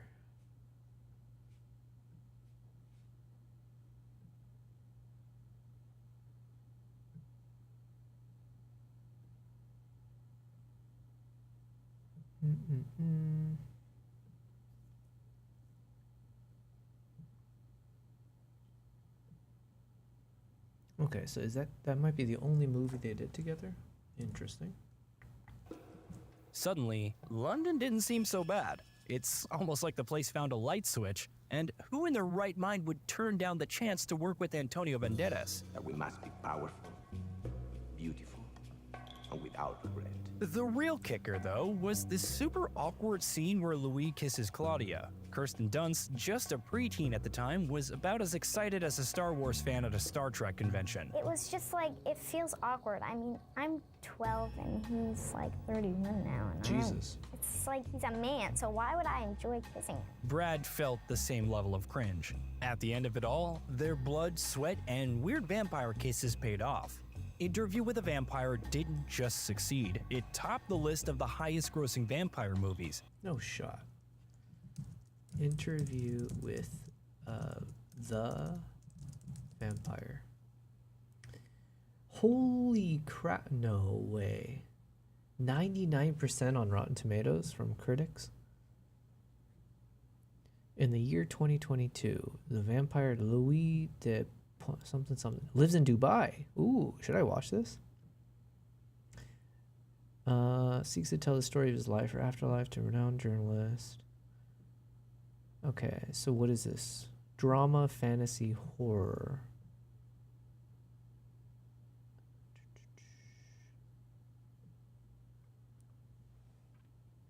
Man, that's a 99%.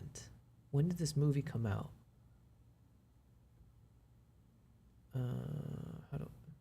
Oh, it's a TV show. Jesus, I'm so confused. Oh, okay, so it's a TV show for 2 years. Or wait, is this something else? Okay, man, I'm getting so confused. Interview with the Vampire, Tom Cruise, Brad Pitt. There we go. Okay. So the TV show had a 99% on Rotten Tomatoes. Okay, what about the film? Came out in 1994, 66%, but then audience gave it 86%. Damn.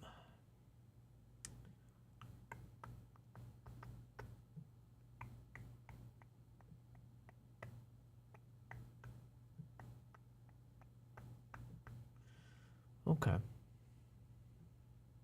I think the premise is not my cup of tea, though. I don't think I'm really into vampire stuff, except for like the parody, What We Do in the Shadows. Maybe I'll watch that. It would have stayed on top too if some sparkly vampires hadn't sent a bunch of moody teens into a bloodsucker-loving frenzy. Avant-garde. Plus, the biggest win was getting Anne Rice, the book's author, to eat her words. I was terribly upset. She was bad-mouthing the casting choices before filming even kicked off. But post-premiere, she was fawning over the trio like a true fangirl. And I really think Cruz has done an extraordinary thing. Brad Pitt is fabulous in the film. Kirsten Dunst is. You know, this is a very rare thing to happen. Despite all the glory, Pitt's misery marathon continued. His next stop was Legends of the Fall, dealing with the Canadian Sales mud that was vying with London for the world's most depressing place award. Although in the frame the landscapes look like a fairy tale, most of the time it was raining on set. Pitt's supposed to be stoked, right? He's working with Sir Anthony Hopkins, and he's got a shot at the Golden Globe for Best Performance. Now, for any sane actor, this would be like winning the lottery. But nope, Pitt's not feeling it. He's as downbeat as a film noir detective. His characters, Tristan and Lestat, are meant to be all deep and introspective, but Pitt thinks his portrayal was just boring. And I damn everybody around me as well as myself. But it's not just the mood that's getting him down. It's like someone got a voodoo doll of Pitt and they're giving it a hard time. Made sense to me. In this brawl scene with the cop, Pitt gets clocked right in the face. The very next day, they've got this tennis match to shoot, which in the film comes before the fight scene. So they had to add lines to explain why Brad suddenly looks as if Mike Tyson had finally gotten his revenge. Nice shiner. Yeah, well, I hit her back. Brad continued his streak of on-set accidents with his next film. During an action-packed chase scene in Seven, his hands had an intimate encounter with a car windshield. The result? Never mind. Tonight I'm watching Seven. Yeah, because I mentioned before, but it's been years since I saw that movie, and I was because I was a freaking child when I saw it, way too young to understand. So I think it should be fun to rewatch it now. Sliced nerve and the bone almost making a cameo. Post-surgery, the hand was mostly out of action, so the director, possibly inspired by Legends of the Fall shoot, does a rewrite incorporating Brad's bandaged hand into the storyline.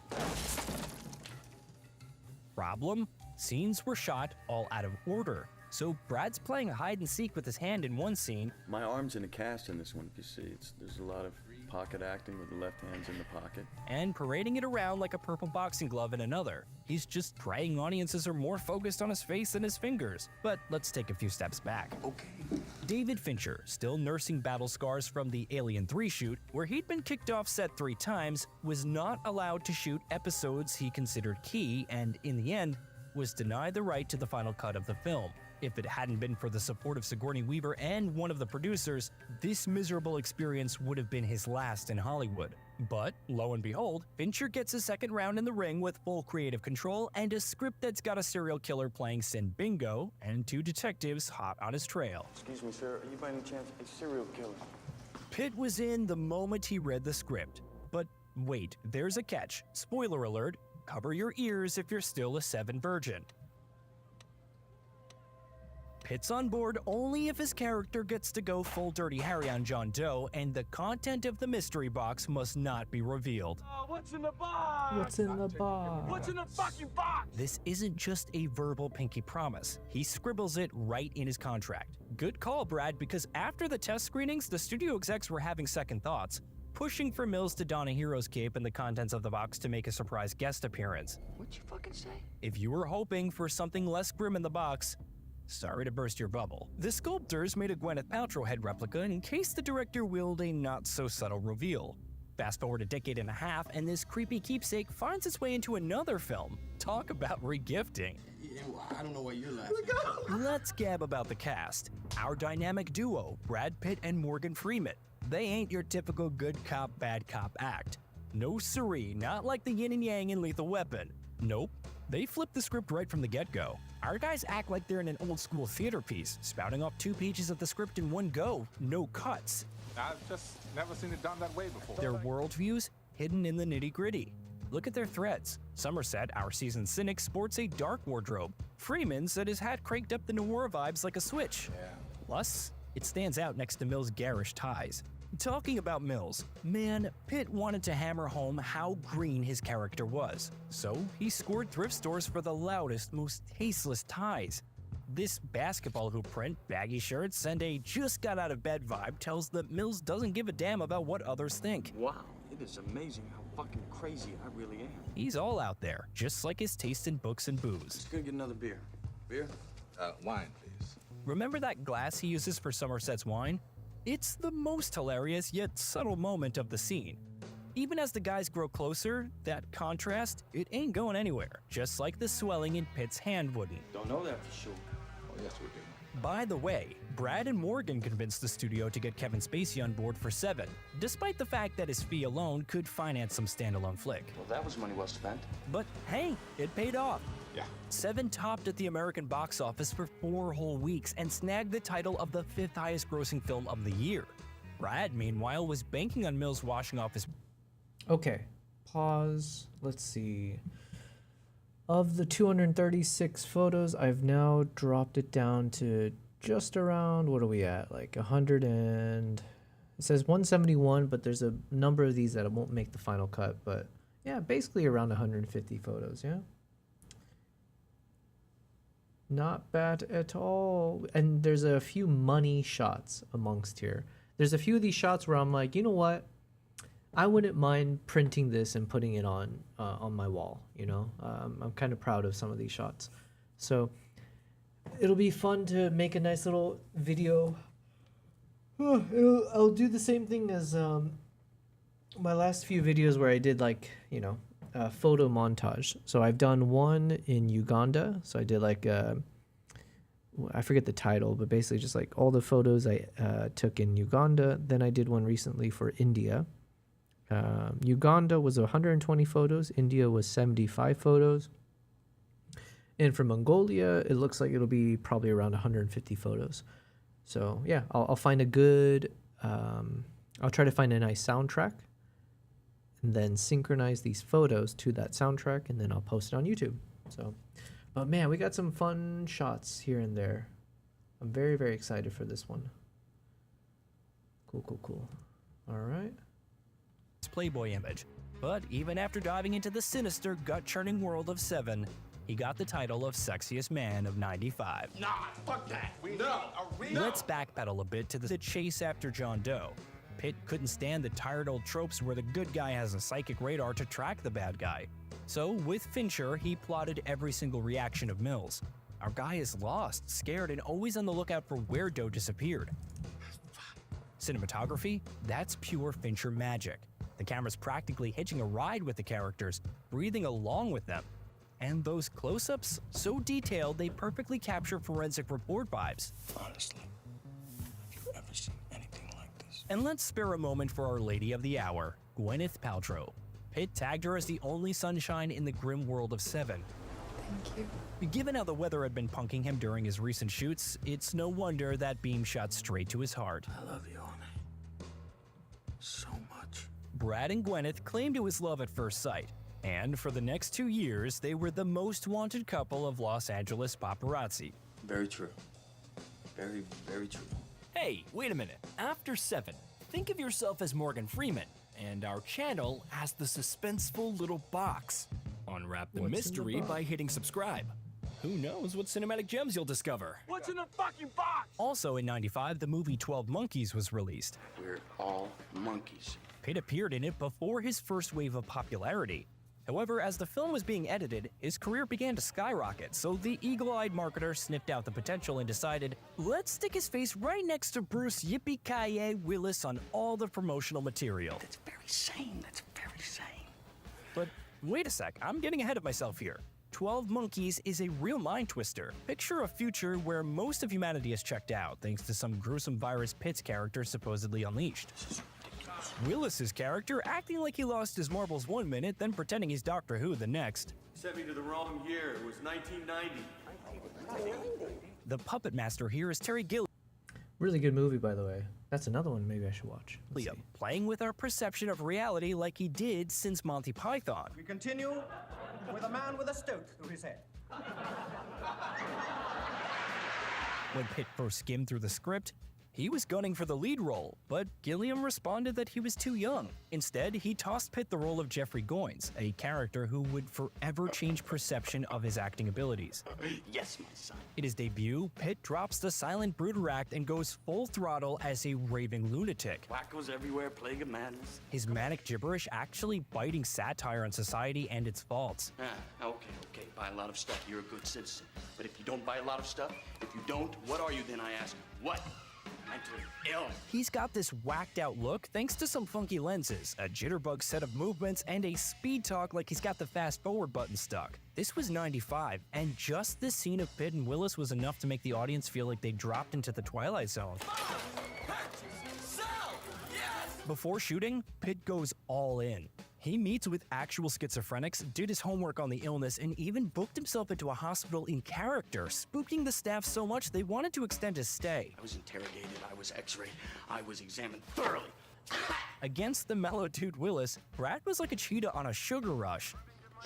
And the audience, they were gobsmacked, shocked that the guy they'd been ogling shirtless for years had this kind of acting chops. No, I'm not. Pitt bagged a Golden Globe and nearly nabbed an Oscar, but was edged out by his recent co-star, Kevin, the usual suspect Spacey. So when this big thing happens, you be sure and let me know, because I wouldn't want to miss it. You won't miss a thing. The next 2 years, Brad probably wants to erase from his memory. First off, he's playing this young hotshot prosecutor in Sleepers, sharing the stage with big guns like Bacon, De Niro, and Hoffman. He managed the role just fine, but after the success of the past few years, it seemed like a step backward. Not for me. The only reason his agent sweet talked him into this was because of the career-high paycheck of $10 million. Objection, Your Honor. Moving on, he's in a wrestling match with Playgirl magazine. They thought it's cool to run his birthday suit photos without permission. He won the case, but of course the images had already made their way onto the internet. In the middle of this mess, he and Gwyneth Paltrow decided to break up. You'd think his next flick, The Devil's Own, might help to reboot, but no, it felt more like a red carpet to hell itself. Here's the setup. Brad's character is from the IRA, hiding out after a failed terrorist act. He's sent to the US to lay low and then to smuggle arms back home. To nail the role, Brad hits Northern Ireland to work on his accent. Turns out, he might have bitten off more than he could chew, cause one night at the pub, some locals decided he was mocking them and gave him a taste of that famous Irish hospitality. Funny enough, after the movie hit the screens, people kinda dug his efforts, even if the same couldn't be said for the movie itself. Let me paint you a picture. Solid cast, fat budget, yet even before the cameras started rolling, everyone had this creeping suspicion that they had bought first-class tickets on the Hindenburg. What was meant to be a breezy 3-month shoot turned into this never-ending half-a-year-long ordeal. They were changing the script faster than you could read it at one point. They even scrapped the whole thing and started from scratch. Larry Gordon, the producer, sensing Pitt's discontent, gave him the green light to leave. But Pitt chose to stick it out, even agreeing to reshoots just a month before the premiere. That's crazy. It's fucking mad. Unfortunately, Brad's all-in move didn't pan out. The film tanked hard, and so Brad added another souvenir to the Hollywood Hall of Shame. Something like that? Although that's not the worst part, because later that year, Empire magazine was giving out medals for the worst accent, and Brad stood on the podium alongside Dick Van Dyke and Sean Connery. In my humble opinion, this is ridiculous. This was all thanks to his gig on 7 Years in Tibet, a biopic of Heinrich Harrer. Harrer is a guy who climbed mountains, escaped POW camps, became BFFs with the Dalai Lama, and fought for Tibet. Some of the soldiers wear ancient mesh armor. They bring old muskets and spears as artillery. The amazing landscapes were not shot in Asia, but in the Argentinian mountains, where Brad spent over 7 months. To add authenticity, director Jean-Jacques Annaud shipped real yaks halfway across the globe and sent a crew to sneak shot B-roll. Not sure if Honyasu is still here, but speak of the devil. You were asking about animal that was. It was a yak that I was taking photos of, and now they're referencing the yak here. Full circle. In mountains, where Brad spent over 7 months. To add authenticity, director Jean-Jacques Annaud shipped real yaks halfway across the globe and sent a crew to sneak shot B-roll in occupied Tibet. More than 20 minutes of footage made it into the film. This information was only revealed a few years after the movie's release. The cherry on top was that Brad got banned from China for life. Which is fine. And that's not the end of the saga. Just before the premiere, journalists dug up that Harrer had once been a part of the SS. Yep, our mountain-climbing, Dalai Lama-loving hero wore a Nazi uniform to his wedding. Why is that always a problem? But hey, no proof of war crimes, and Dalai Lama says he's cool, so fast forward to the promo tour, and people are asking Brad his views on Tibet. His reply? Who cares what I think China should do about Tibet? I'm a fucking actor. I'm a grown man who puts on makeup. Who knew Brad was such a philosopher? Next, we got Meet Joe Black, where Brad reunites with Anthony Hopkins and feels like he botched his role. I mean, who knew playing Death on Vacation could be so tough? Really? Why? It seemed too distant, too surface level, like he was floating through scenes rather than diving in deep. How the hell do I play Death? It's not like you can do research. It's not like you can go to a morgue and have some conversations. I mean... The critics weren't totally put off, but the movie itself crawled at a snail's pace. The audience agreed, giving the movie a pass. Are you sad, Bill? Yes, I am. The major chunk of the movie's profit came from the stars, not from Hopkins and Pitt, but from the Star Wars trailer. If you go to one of the theaters listed on the website and you see one of the films mentioned, either Meet Joe Black or The Waterboy, you will also see the Episode 1 trailer. Fans bought tickets, fell in love with little Anakin, and immediately left the hall. I know what you're saying, it doesn't pay so well, but I like it. But then Cupid's arrow strikes when Brad's agent plays matchmaker, landing him a dinner date with Jennifer Aniston. Tabloids went nuts. Everyone adored this. I didn't know Brad Pitt had so many fails. Or it's like, yeah, I guess I didn't know to this extent his movie career.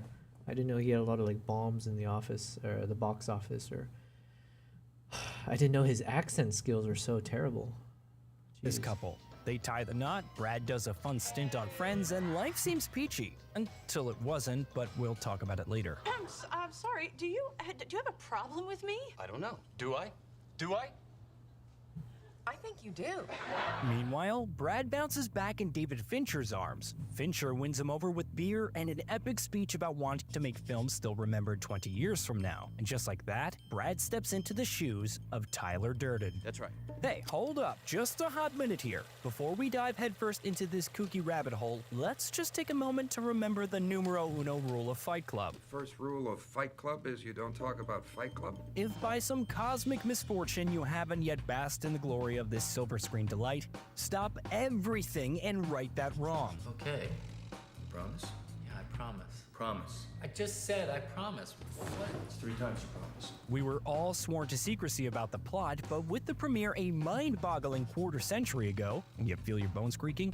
Prepare for spoiler overload. Plus, Rosie O'Donnell, bless her soul, blurted out the major secret on live TV during the film's theatrical run. She was saying this movie disturbed me. I could not sleep for nights. It hit a nerve. It struck some nerve, whether she wanted to look at it or not, and that's what I think. No. Yeah, but the deal was she gave away the ending on national television. I can't possibly top that, so let's get started. Do not fuck with us. Brad Pitt, our leading heartthrob, played Santa by delivering the script to Helena Bonham Carter and sweet-talking her into giving it a chance.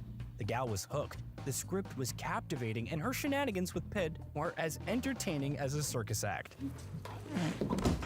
Brad's funky improv, like boogieing in front of the cops, and Marla's nudges were the icing on the cake. For the saucy love scene, they borrowed a trick from the Neo and Agent Smith fight.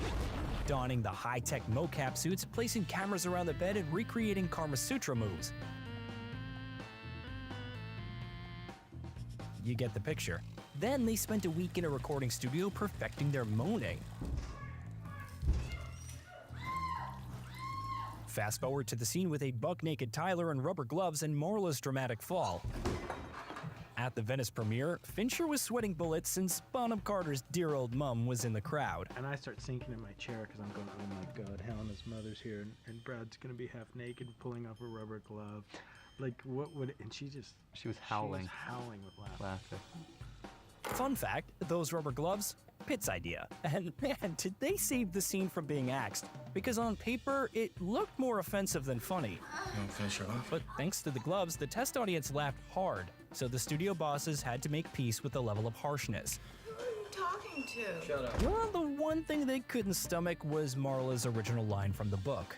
Producers begged for a substitution or at least an alt take, just to keep the censors from heart attack. Fincher agreed, but only if the new line made it into the movie. The studio took the bait and ended up realizing that now it's much worse. My God. I haven't been fucked like that since grade school. However, as much as the audience may be embarrassed by their laughter at Tyler and Marla's scenes, the main event was the bromance between Pitt and Edward Norton. Brad's very first day on set was the projection booth scene.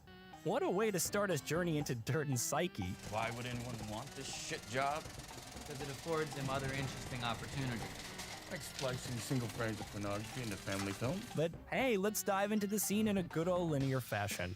At first, Durden pops up for blink and you'll miss it moments at the office, the hospital, and on a hotel TV. But the plane encounter and the bar chit-chat, all thanks to Brad's improv skills during rehearsal. I say never be complete. I say stop being perfect. I say let's evolve. Fincher got a taste that decided to toss them into the script, even if they smelled a lot like the monologues from 12 Monkeys. We're not productive anymore. It needs to make things anymore. It's all automated. What are we for then? We're consumers, Jim. Right. We're consumers. We are byproducts of a lifestyle obsession. The first on-screen fight was as real as it gets because Fincher told Norton to let Pitt have it. So what we got on film was a genuine off-the-cuff reaction, the kind that makes movie magic. Motherfucker! The Durden house was built from scratch on a site intended for redevelopment into a part of the port. A nice secluded spot for our boys Brad and Edward to wreak some havoc. Good? Yeah, thanks. What a shithole. For instance, in that scene, they're actually drunk and tossing balls at a food truck parked off camera. Sounds more like a party than a shooting day. And cut it. Now, remember that famous soap scene? Tyler's gabbing away about how to make nitroglycerin, but Fincher has to do a reshoot because the censor guys weren't too thrilled about sharing bomb-making 101 with the world. Yeah, with enough soap, one could blow up just about anything. Tyler was full of useful information. And thank God the soap isn't made from people. It's animal fat. Still gross, but less disturbing. Oh, God! Get another one. To up the authenticity, Pitt and Norton even went to soap-making classes. You'd never guess this when seeing them flex their muscles in the ring after learning boxing, wrestling, and even going through some tough UFC training. They even analyzed dozens of real fights. In one of them, Brad sees a sneaky low blow and decides that's how Tyler's gonna win one.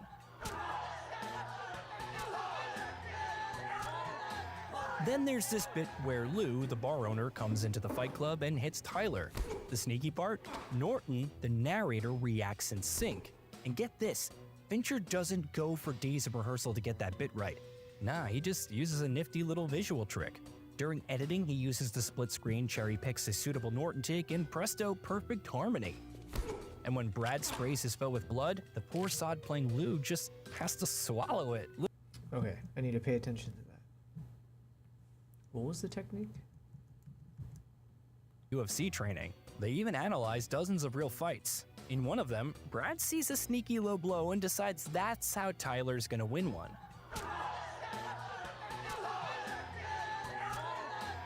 Then there's this bit where Lou, the bar owner, comes into the fight club and hits Tyler. The sneaky part? Norton, the narrator, reacts in sync. And get this, Fincher doesn't go for days of rehearsal to get that bit right. Nah, he just uses a nifty little visual trick. During editing, he uses the split screen, cherry picks a suitable Norton take, and presto, perfect harmony. And when Brad sprays his foe with blood, the poor sod playing Lou just has to swallow it. Literally, it's mixed with Brad's spit and sweat. After the torturous takes, they clean the guy up, change his clothes, slap some makeup on him, and do it all over again. Fincher's fun only ends after 18 takes, leaving Lou probably wishing he'd never chased that Hollywood dream. And Tyler's insane laughter there, Pitt thinks it's his best part of his act in the whole movie. That's fucking funny.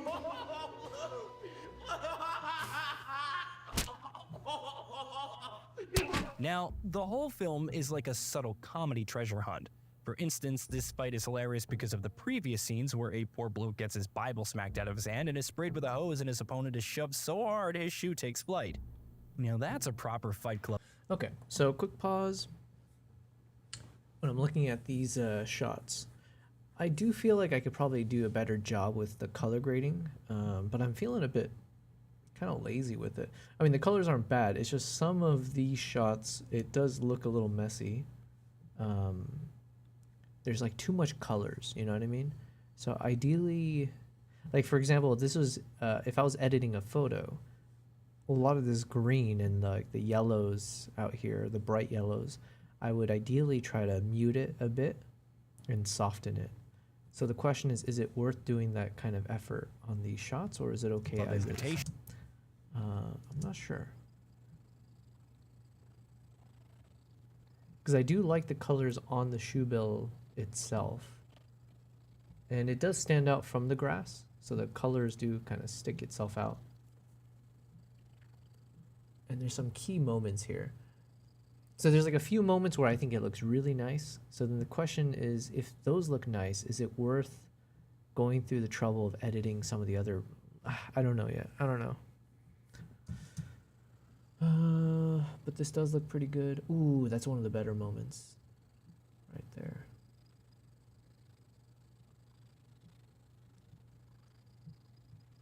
One thing I'm working on behind the scenes is, I think I mentioned one of the film ideas that I have, like a short story, short film I want to make.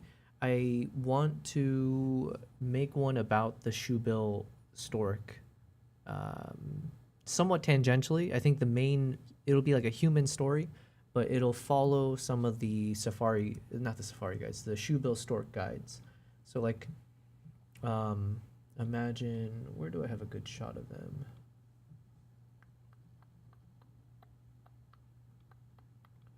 Like this, right? Although I gotta color grade it.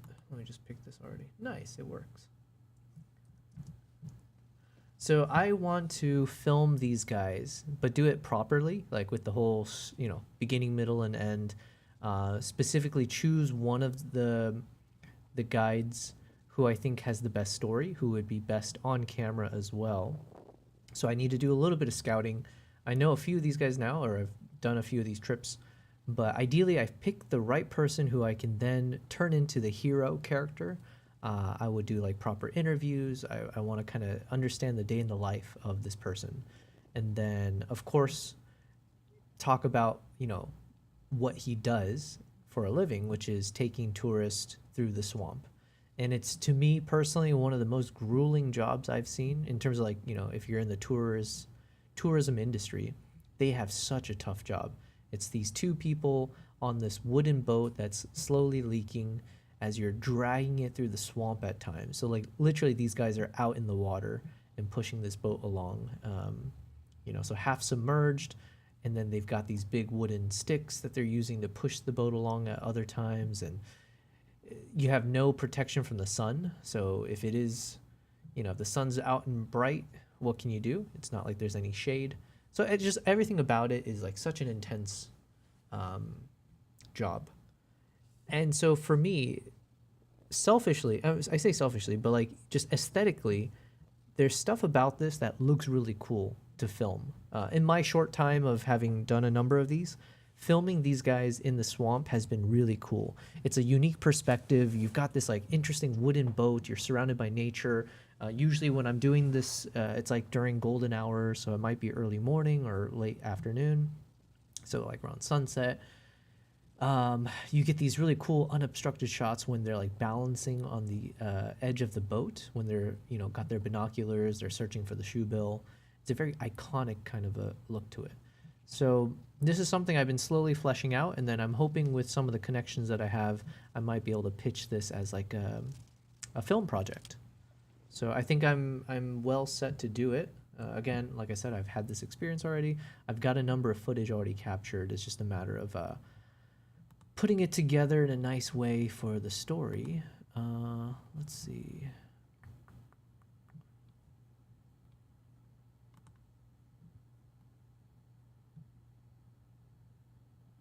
Yeah, these guys, man, they had such an intense job.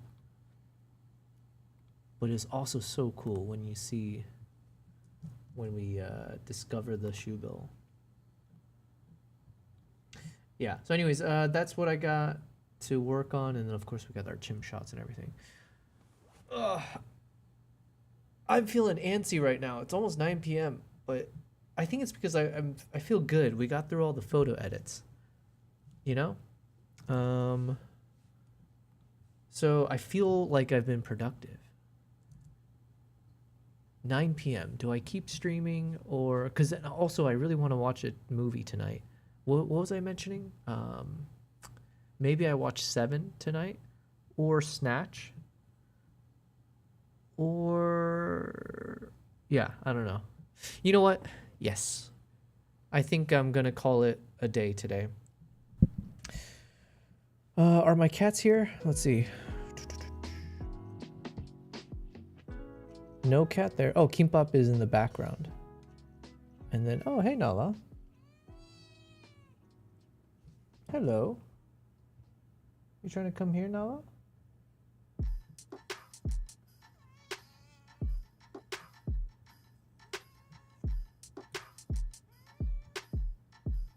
Good girl. Oh, yeah. All right, let's let Nala say hello or something. What do you got to say, Nala?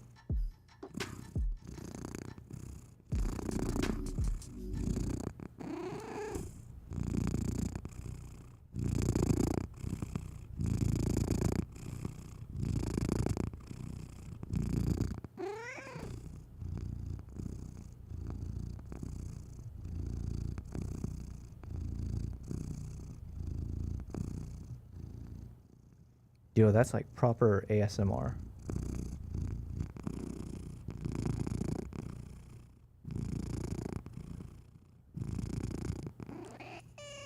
Meh.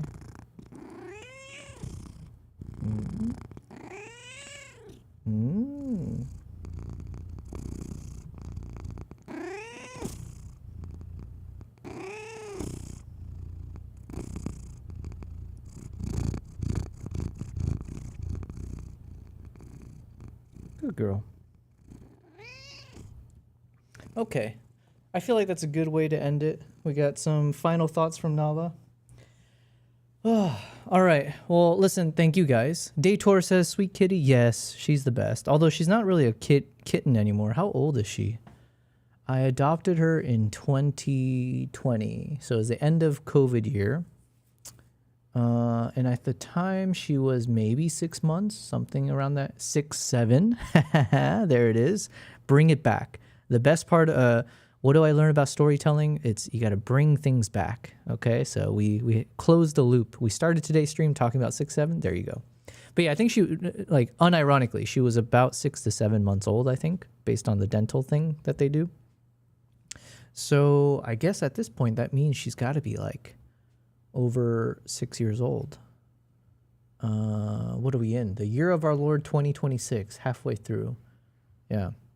So yeah, she's not a kitten anymore. Actually, what is that in kitten, or sorry, in cat years? How old is a cat if they are 6 or 7 years old? How old are they in human years? Well, if we're doing that whole cat to human years rodeo, it ain't a perfect science, but we can wrangle a rough idea. By the time a cat hits about 2, they're already around a young adult human, like mid-20s. After that, each year is about 4 human years. So at 6 or 7, they're somewhere in their early to mid-40s in human terms. Middle age, but still got plenty of sass. Holy crap, she's in her 40s? She's older than me now. Okay, well, yeah, so she's not a kitten anymore. She acts like it all the time though, which is always nice. Look at her over there. You know what? I was supposed to turn down the stream, but let's just enjoy my cat for a second. Look how beautiful she is. And you can see Kimbap right behind her, actually, here. Let me change the focus so you can see.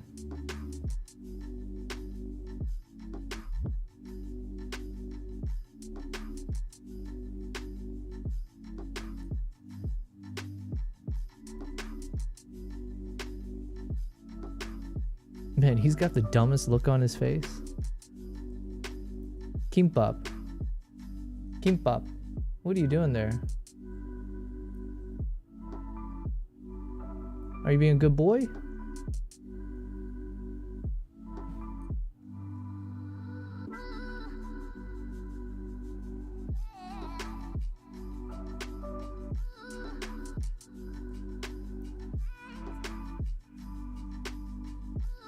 All right, she's a good girl. Anyways, thank you guys. Today was a little bit of a shorter stream. Like I said, I'm just happy I'm done with all the photos from Mongolia. So that means next step for me is I'm going to be trying to turn that into a YouTube video. Hopefully I'll publish it next week or this week. We'll find out. And then starting tomorrow, I'll then be able to start working through my Uganda videos. So we're switching gears. Instead of doing the photo edits, we're going to shift over into video edit now. I'll do a lot of color grading. Yeah, so look forward to that. It's going to be more wildlife based in terms of you'll see the shoebill, the chimpanzees, some other animals like that. And then in the meantime, hopefully I'll have more information to give to you guys about that CNN project.